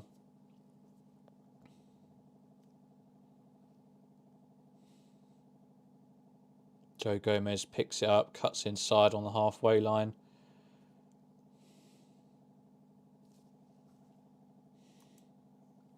Henderson. Jota. Firmino. Yes! It's 2-2! It's 2-2! How? How? How are we still in this game? Arsenal, what are you doing? Arsenal, what are you doing? You may well win this game. I may have egg on my face. But what are you doing? 2-2. We are dreadful. We are so bad. And Bobby Firmino has equalised for the second time in this game. It's too easy. It's another assist. It's another assist for Jota, isn't it? Yeah, as Jota with the assist, feeds in Firmino. Saliba caught napping. And Firmino, from a tight angle, cuts it back across Ramsdale, who probably should do better. And it's 2-2 again. What's going on? What is going on? Oh, I'd love it. I'd love it if we got a result today. I would have loved it either way. But now this is verging on embarrassing for Arsenal. We have been so bad.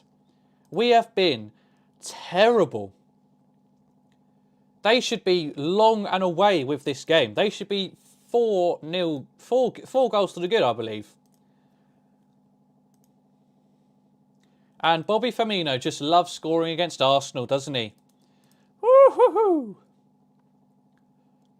So, we've gotten over that first 5-8 minutes of shite.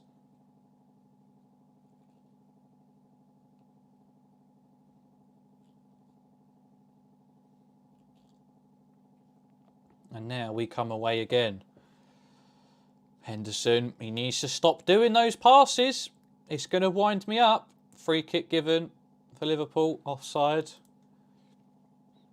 But it keeps on trying to whack it forward and it keeps on getting intercepted.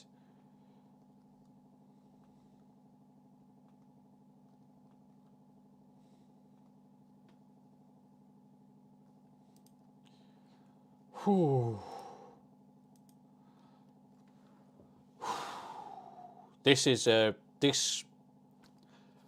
I'm lost for words at how this game has turned out the way it has. How we are drawing this game, I do not know. And that is in the most positive way I can say it.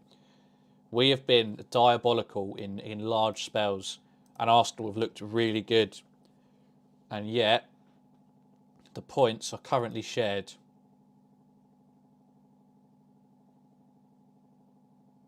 But here come Arsenal again. It's 2v3. But they've got more, and the ball on the switcheroo just overplayed a bit. But Odegaard still has it. And he's got support. It's an easy pass. Ben White getting all the way forward, and his cross blocked and out for a corner by Joel Matip.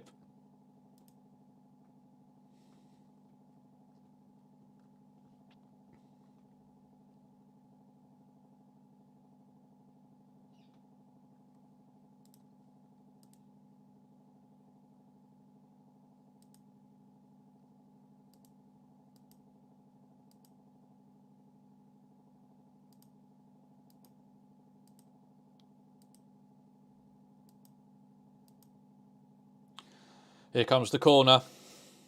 Alisson with the punch. Henderson knocks it on, but only goes back to the taker, Saka. And free kick given away by Jota.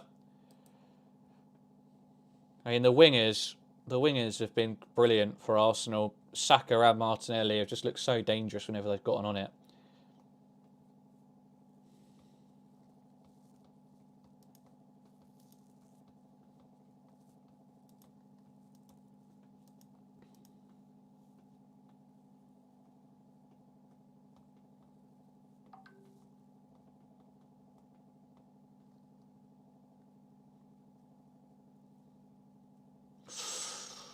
Good punch by Alisson.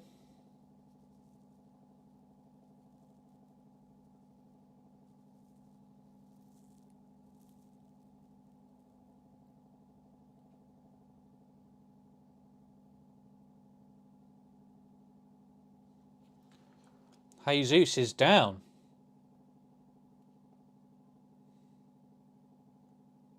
Looks like he was almost knocked out. Oh, yeah, I haven't changed the score yet. The excitement got to me. Dos. Well, I don't know what happened to Gabriel Jesus. Just like he went down, but he's like knocked unconscious.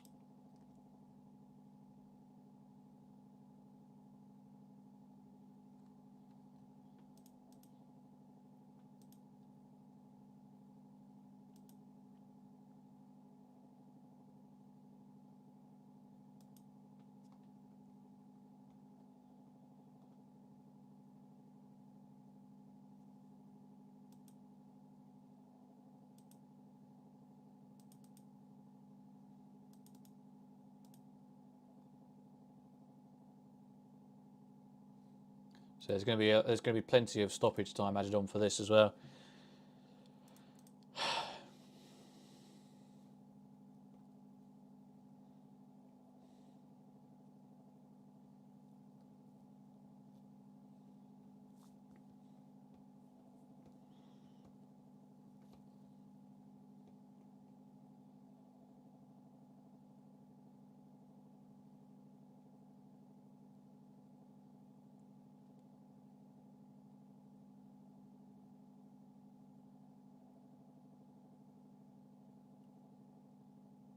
Oh, he takes a fat elbow to the face.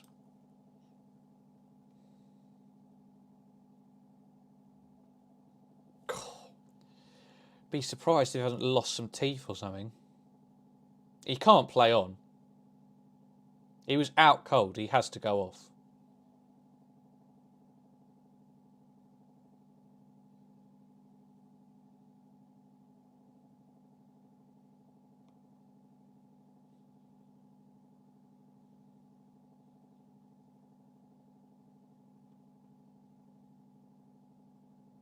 Yeah, Simicast gives him a hug.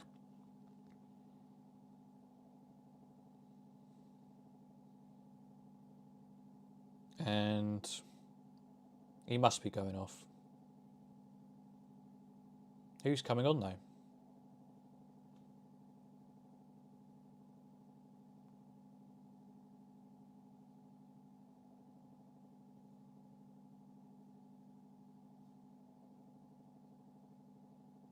Is he a twat?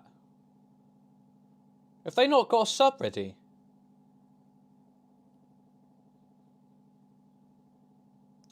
Hello, but I thought you'd come on, Bozak, once Gomez got subbed in. Well, we've been terrible, but somehow we're 2-2. Unbelievably, we are at 2-2 in this game. Martinelli down on the floor now. Nunes and Firmino.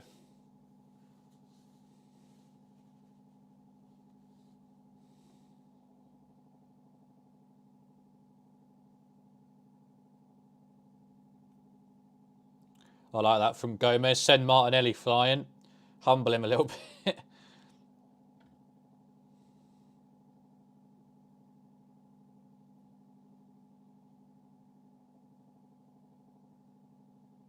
Jesus is on the pitch. Is that a joke?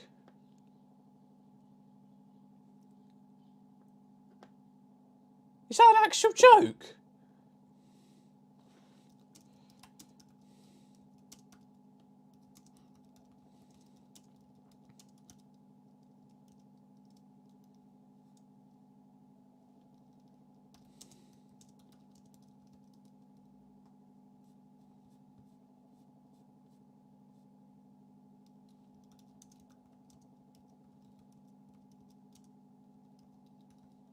Oh! Oh, Xhaka with a volley over the bar.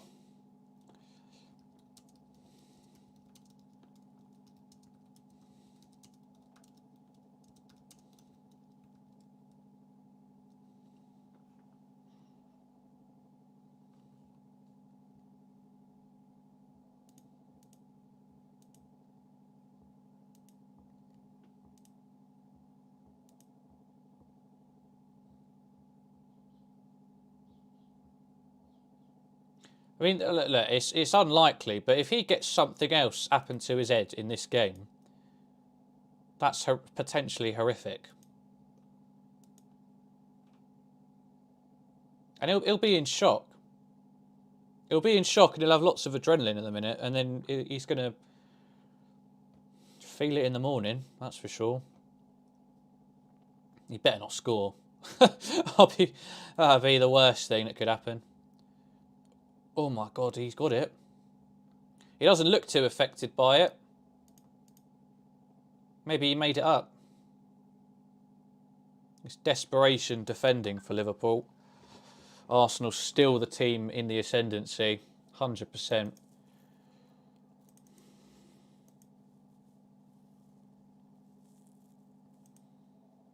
it's headed away.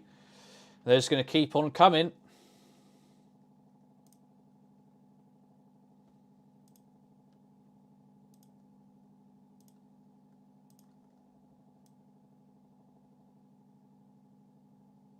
Martinelli down by the wing.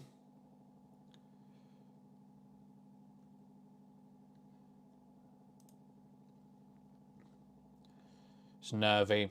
And we've still got half an hour plus. Saka back across the goal. Oh, it's off the line.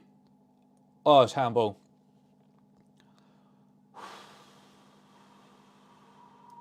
We look shambles.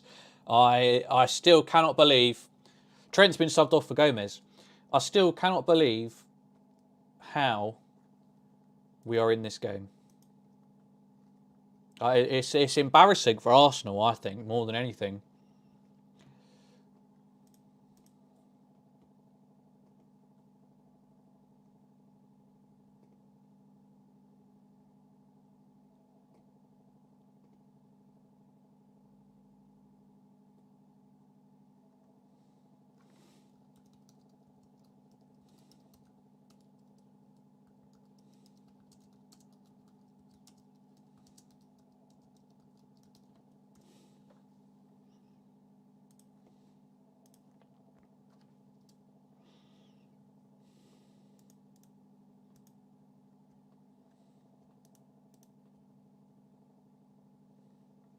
I mean, I'll tell you someone who's been a complete passenger for this game is Mo Salah. He just has not had any notable involvements in this game.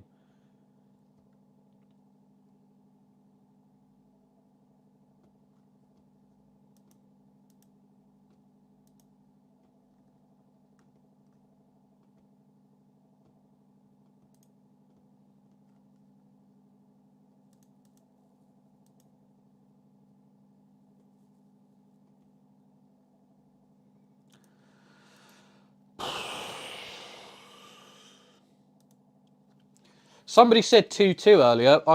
It could so easily stay like this. I think that's probably a good shout for the final score.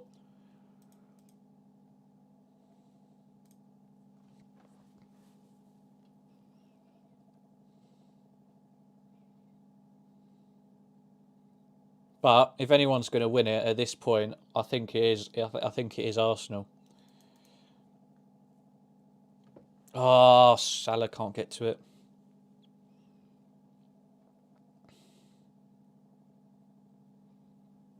That's the problem with big contracts to 30-plus-year-olds. Same thing happened to Sanchez, Ozil, etc.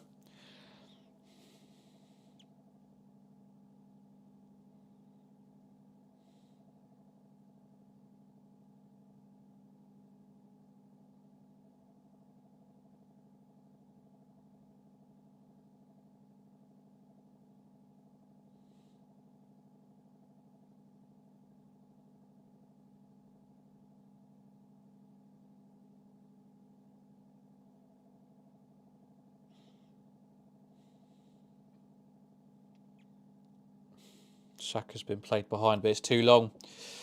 Oh, 25 minutes of torture this is going to be.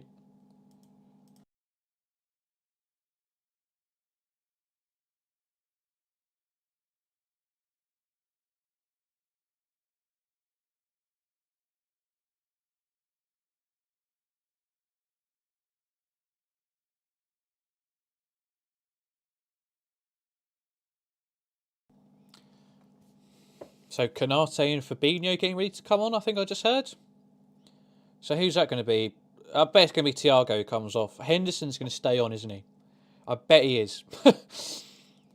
And then is it going to be a like for like, or are we going to go to 5 at the back?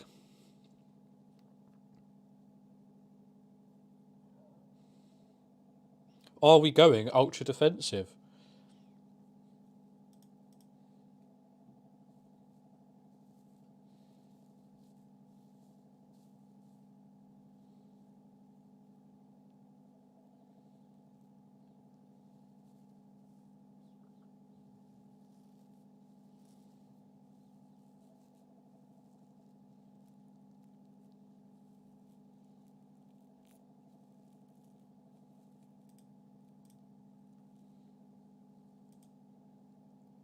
Xhaka, cross, corner.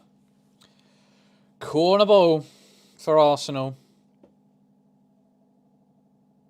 Oh, is it? Oh, no. Is it?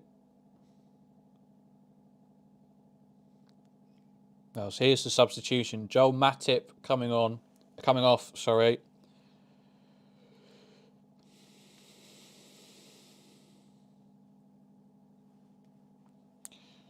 So I think it's just a bunch, it's just like for likes, isn't it? And it's Mo Salah coming off.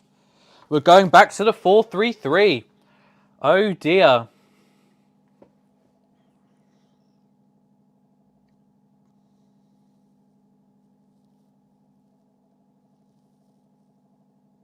What?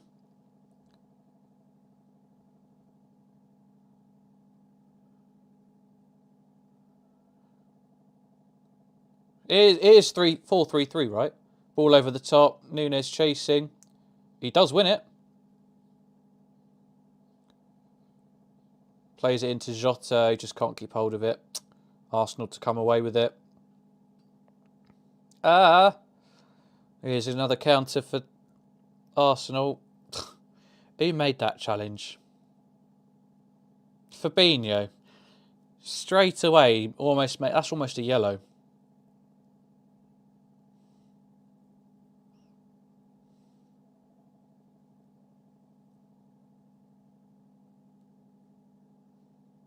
Good start. Good start for him. Looks like he's enjoyed his rest.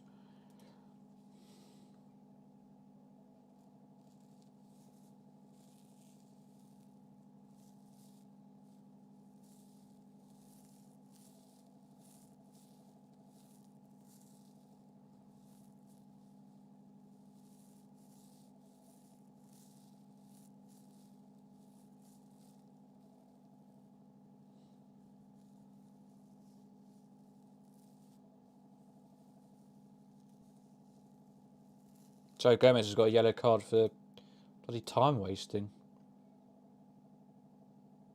Well, there needs to be conversations about why Jesus is on the pitch. He looks fine, so either the medical staff haven't done their job properly. If a player is knocked out cold, which is what he acted like he was, he cannot play on. So either the medical staff have failed to do their job, or he was pretending. So nobody has said anything about this yet. The fact that he was knocked unconscious not 10 minutes ago, and yet he is still on the pitch with no sign of a substitution. What's going on? How could that have been a genuine incident then?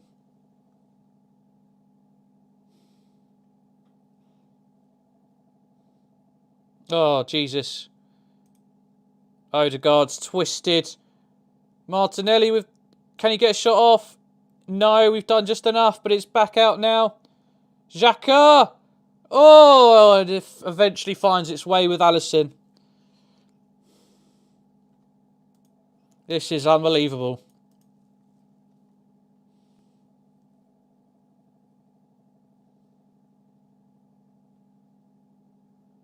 There's no way, though. How can you be knocked out? This is what... For me, this is a black and white issue. Either he was knocked out, therefore he just has to come off. Because if he gets struck in the head again, then that's going to cause serious, serious problems. Potentially life-threatening.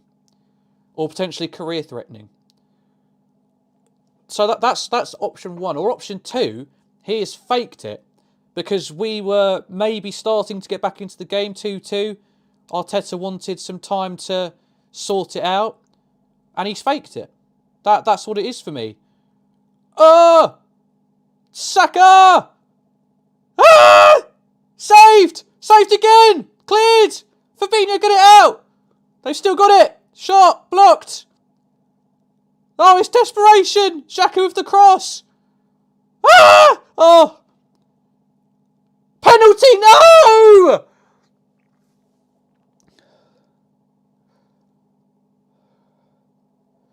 For what? It's Gabriel Jesus. Of course it is. Gabriel Jesus gets the penalty.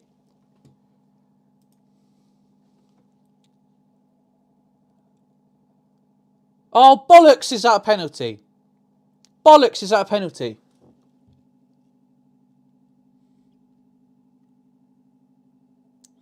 How is that a penalty?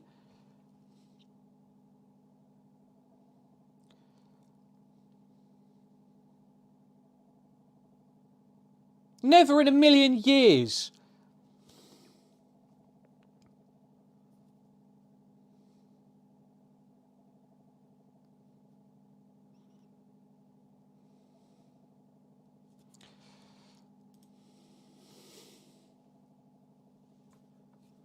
Well,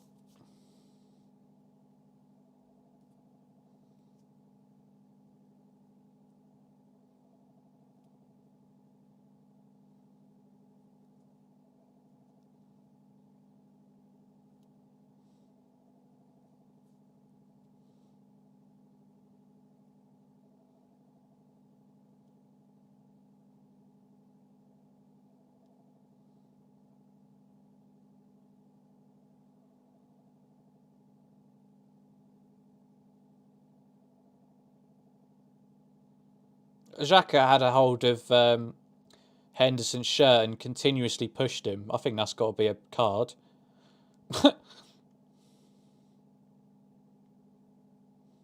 got to be something in our favour. But they won't get. There'll be nothing. There'll be nothing from this. It's a penalty either way, but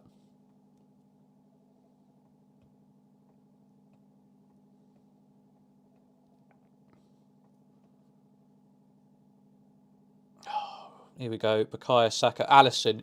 If you're going to save a penalty in normal time, now would be the time to do it. Now would be the time. There's going to be so much added time to this game as well. Please.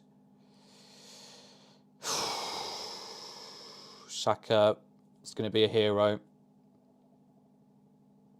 Oh, Alisson, you should have saved that, man.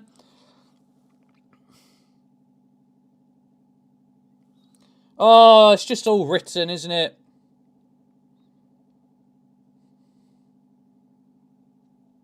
Alisson's got. I love Alisson to bits, and I can't criticise him. But for me, he's got to save that.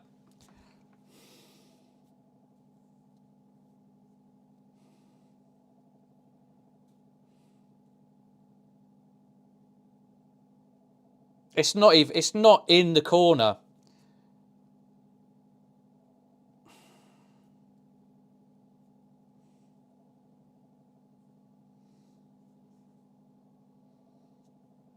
Never a penalty for a player who shouldn't even be on the poxy pitch.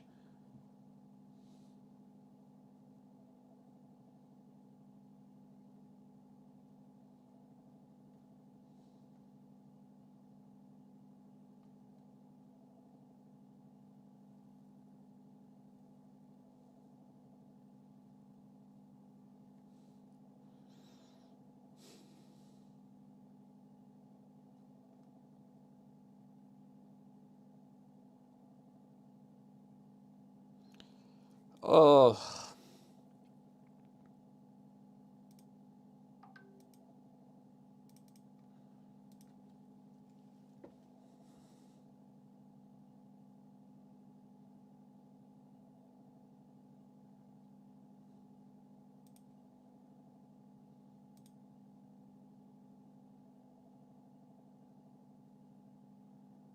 Good ball over the top for Liverpool. Nobody in the box for it. It's going to be a corner.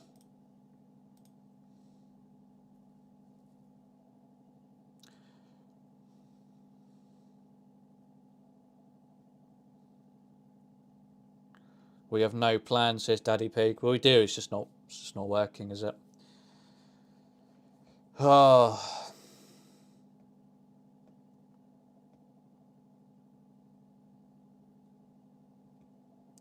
Gabriel Jesus shouldn't be on the pitch, and it's not a penalty. But the referee, the VAR will just give what the referee says in that scenario because there's contact. Therefore, it must have caused Jesus to, collapse to the ground as if he'd had his legs sawn off.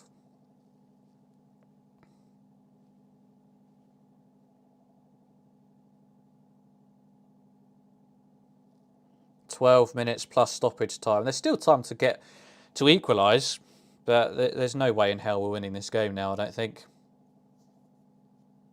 Although somebody did predict 4-3. So, who knows?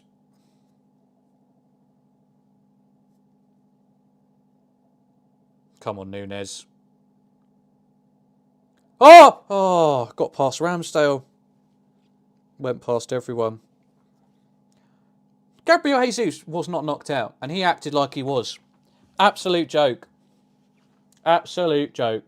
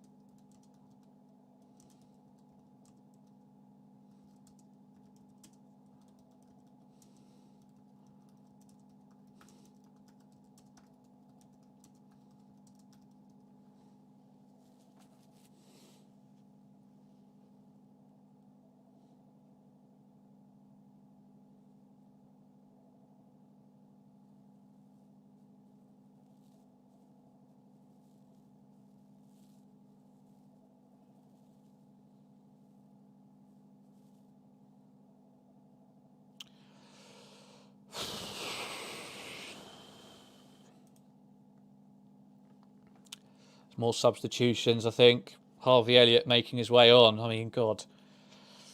Not the best way to bring him out into the fray, I don't think. But it's Diogo Jota coming off. I mean, one of our biggest goal threats.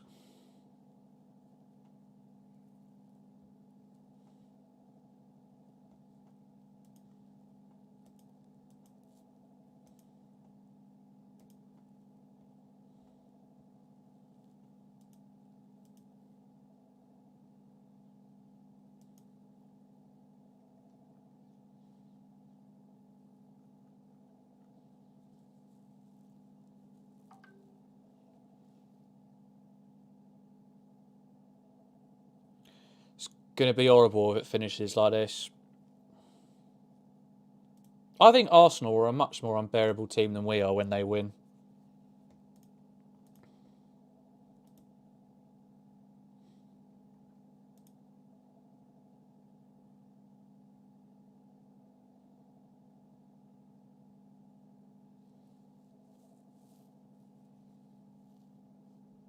Good ball forward by Fabinho.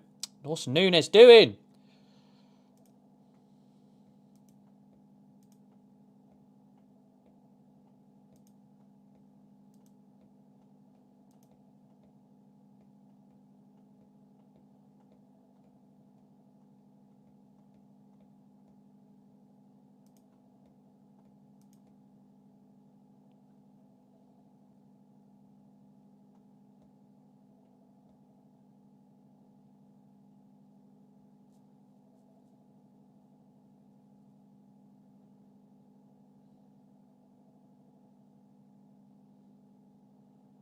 And we should have had a penalty in the first half as well that wasn't given.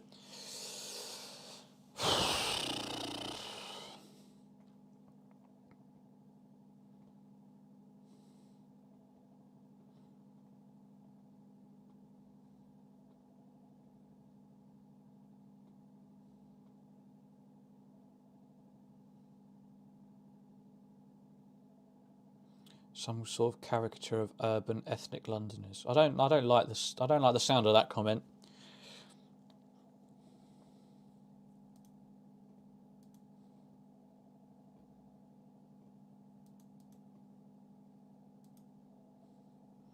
7 minutes of normal time. I mean, there's got to be at least six or seven added. But we just haven't. Apart from the goals, we genuinely haven't looked like scoring. I don't think. We've had spells of lots of possession, but never spells of intense pressure on the goal. Ramsdale hasn't had much to do apart from pick it up from his own net.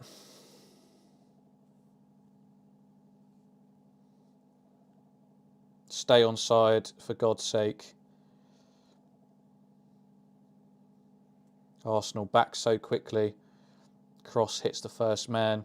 Thiago, though, he gets it taken from him. And there's Jesus again. And they've got a man on the other side. So easy.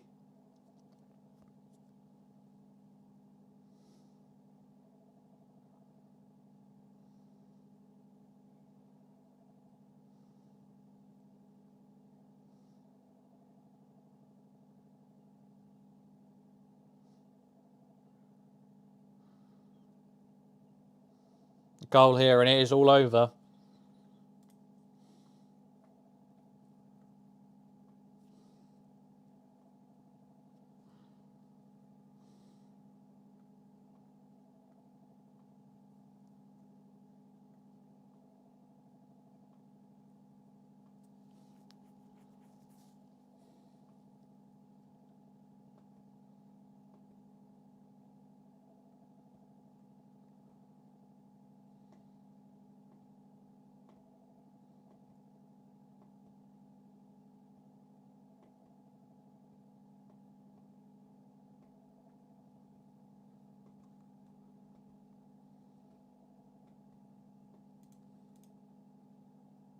Alisson recovers the ball.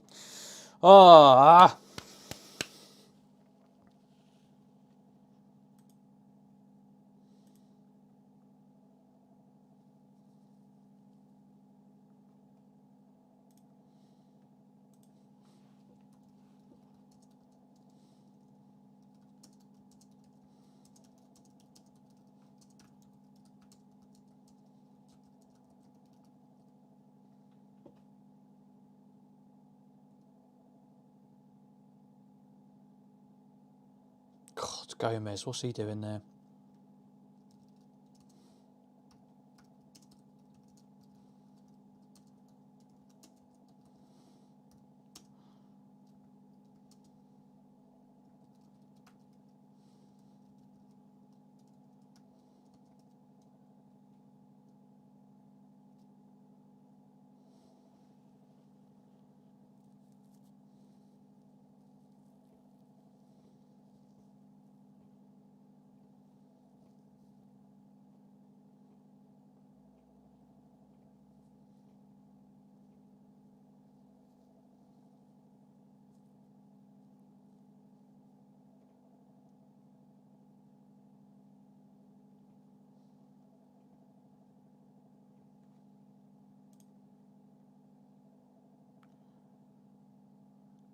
Free kick for Thiago.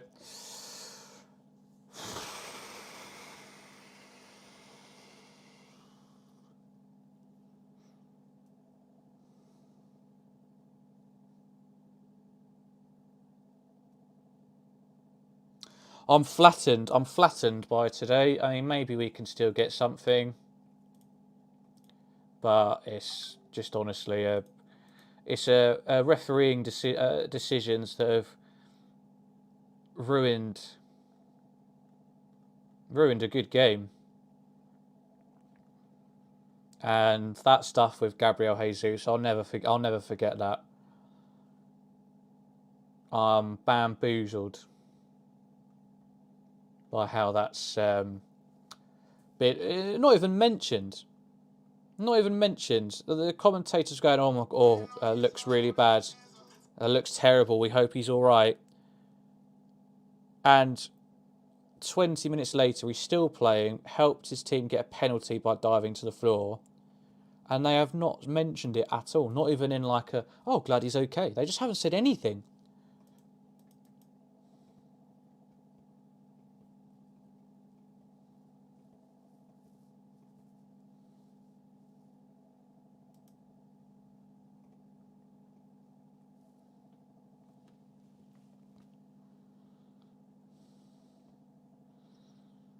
Come on. Come on, Liverpool. Joe Gomez with a cross. Deflection. Penalty! Penalty! Penalty! Cleared away. Oh, there's no appeals whatsoever.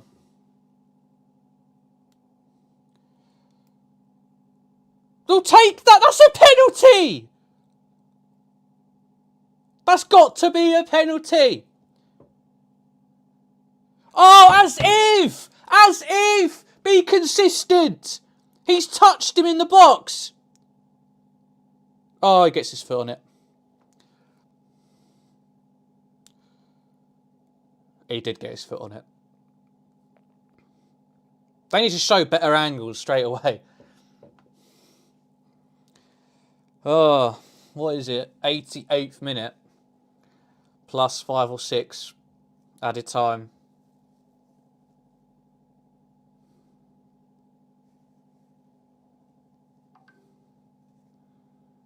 Just get it into the box on the floor. Oh! Oh.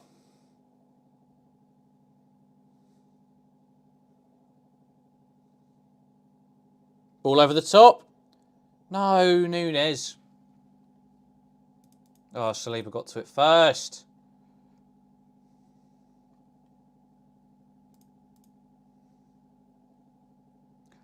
I think 5 minutes is a bit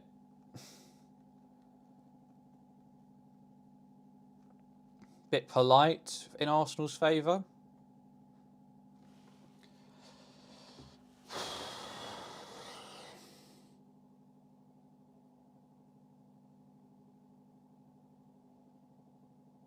Corner.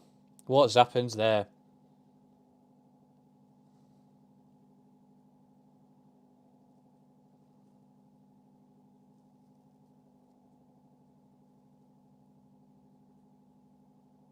Jesus Christ. What's Alisson doing there?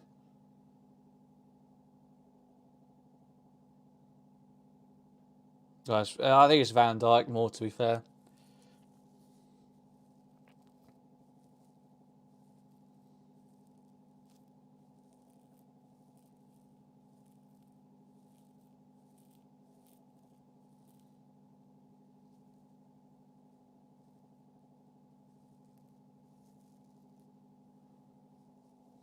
Well, I hope this all gets added on.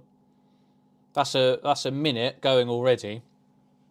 Oh, now Jesus goes off. And still, like, he was literally in a collision there, and they didn't even talk about him getting knocked out.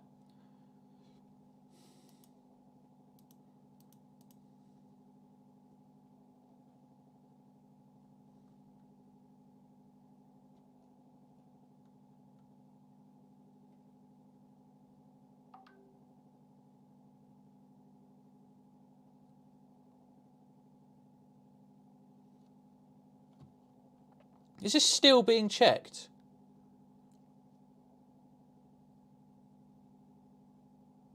Right, book Gabriel, because he's being a twat.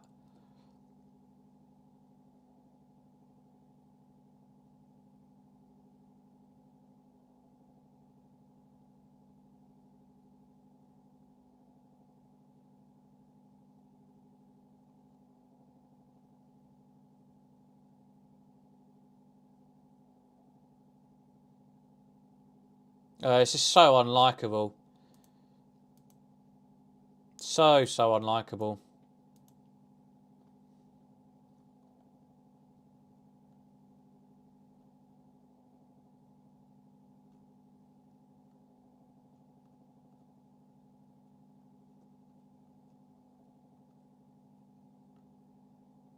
This better all be added on because the ref has gone over to the managers. We've lost 2 minutes of this added time.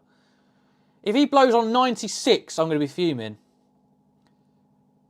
2 minutes and 20 seconds and we haven't got back underway yet.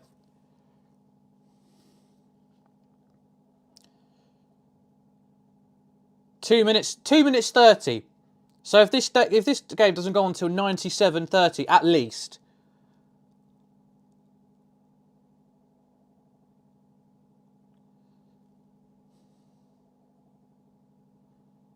Corner for Arsenal. They think about playing around with it, but decide to play and actually lose out. But they win it back, but it goes out for a Liverpool throw-in. Right, here we go. This is the answer to how shit are the referees. What's going to happen here? We're on 93 minutes. We've played about 30 seconds worth of football in that time.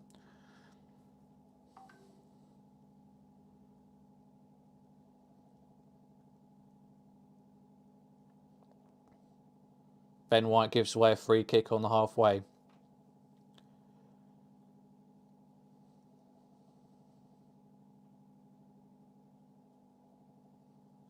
Saka going off now.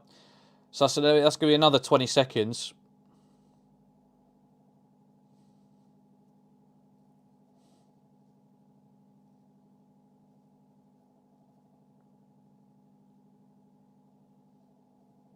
Oh no, maybe even longer. Oh, there's another substitution.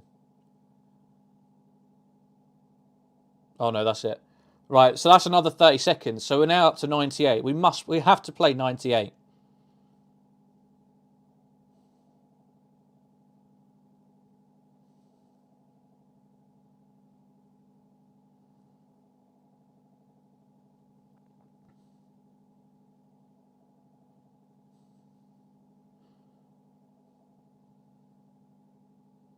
I'm fuming because we've been shit, don't get me wrong. We have been dreadful and we're lucky to even be within a goal of Arsenal. But that's the way the game's gone. But the refereeing decisions throughout this game have been abysmal. Absolutely abysmal. I will never understand how we didn't get a handball in the first half for a penalty. The Gabriel one, he should be booked for diving. He shouldn't have even been on the pitch at that point.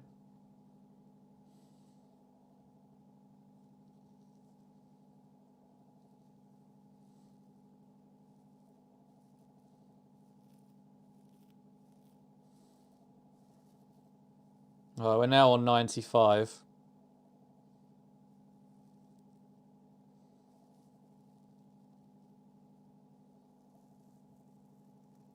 Working our way up the pitch.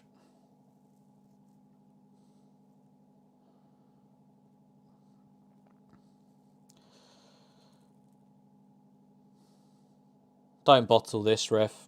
We've still got 2 minutes to play. Oh, we've given it away. What do you mean that's that? Martin Tyler, F off! It's 95 minutes and 30 seconds. We've played 2 minutes of this added time.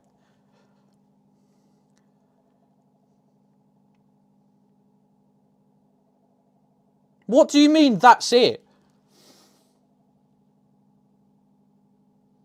Yeah, of course it has. Of course it's gone beyond the 5 minutes. We didn't play the first two. For God's sake. Here come Arsenal. Martinez's going to take it to the corner flag. Oh, he's got a free kick as well. We were never getting back into this game.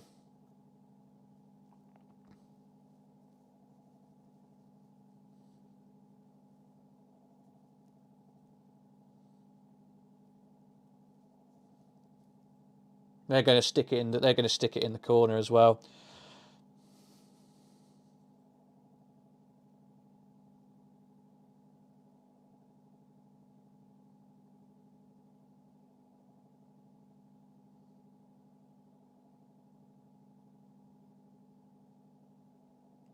Right, throw into Liverpool. He's going to blow.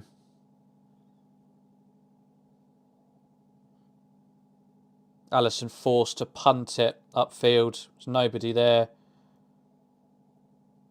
It's going to be played over the top. Cleared again by Arsenal. Offside. Yep. This is it. This is it.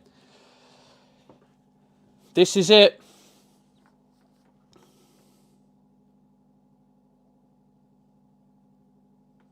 Well, there shouldn't be Bedlam if we equalise. What are these commentators?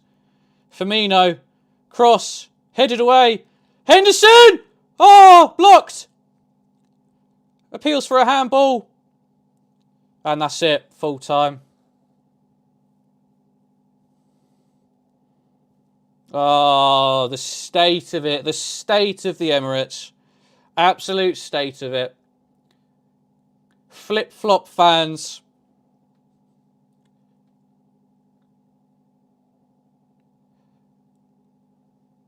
Oh, look at the state of it. The absolute state of it.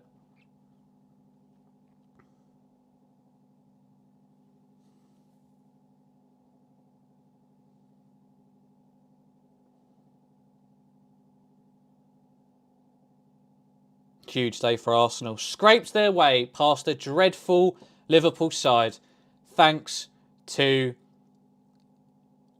horrific refereeing. Absolutely horrific.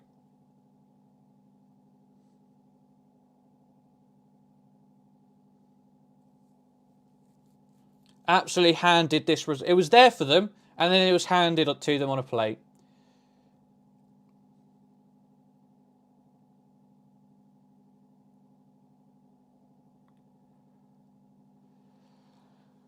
Oh.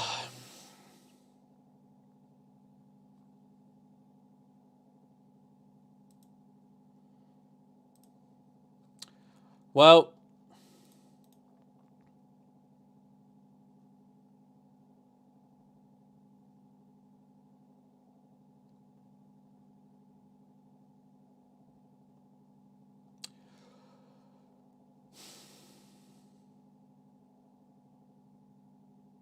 Klopp rightfully talking to the referees. Oh, yeah.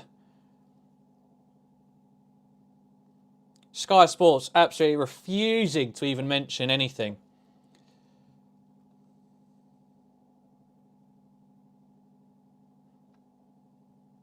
Oh, I don't want to hear anything from Arsenal fans that there's an agenda against them from the media. Just don't listen to Talk Sport. Don't listen to Jason Cundy. He is there to chat shit and get you riled up. Just don't listen to them. Just listen to Talk Sport and they'll hype you up all day. Right. We'll be on the match reaction in a few minutes. Stick around. You're going to want to see it. We'll do player ratings, talk about the game, talk about the refereeing, talk about Arsenal, talk about all of it. We'll see you over there in a minute.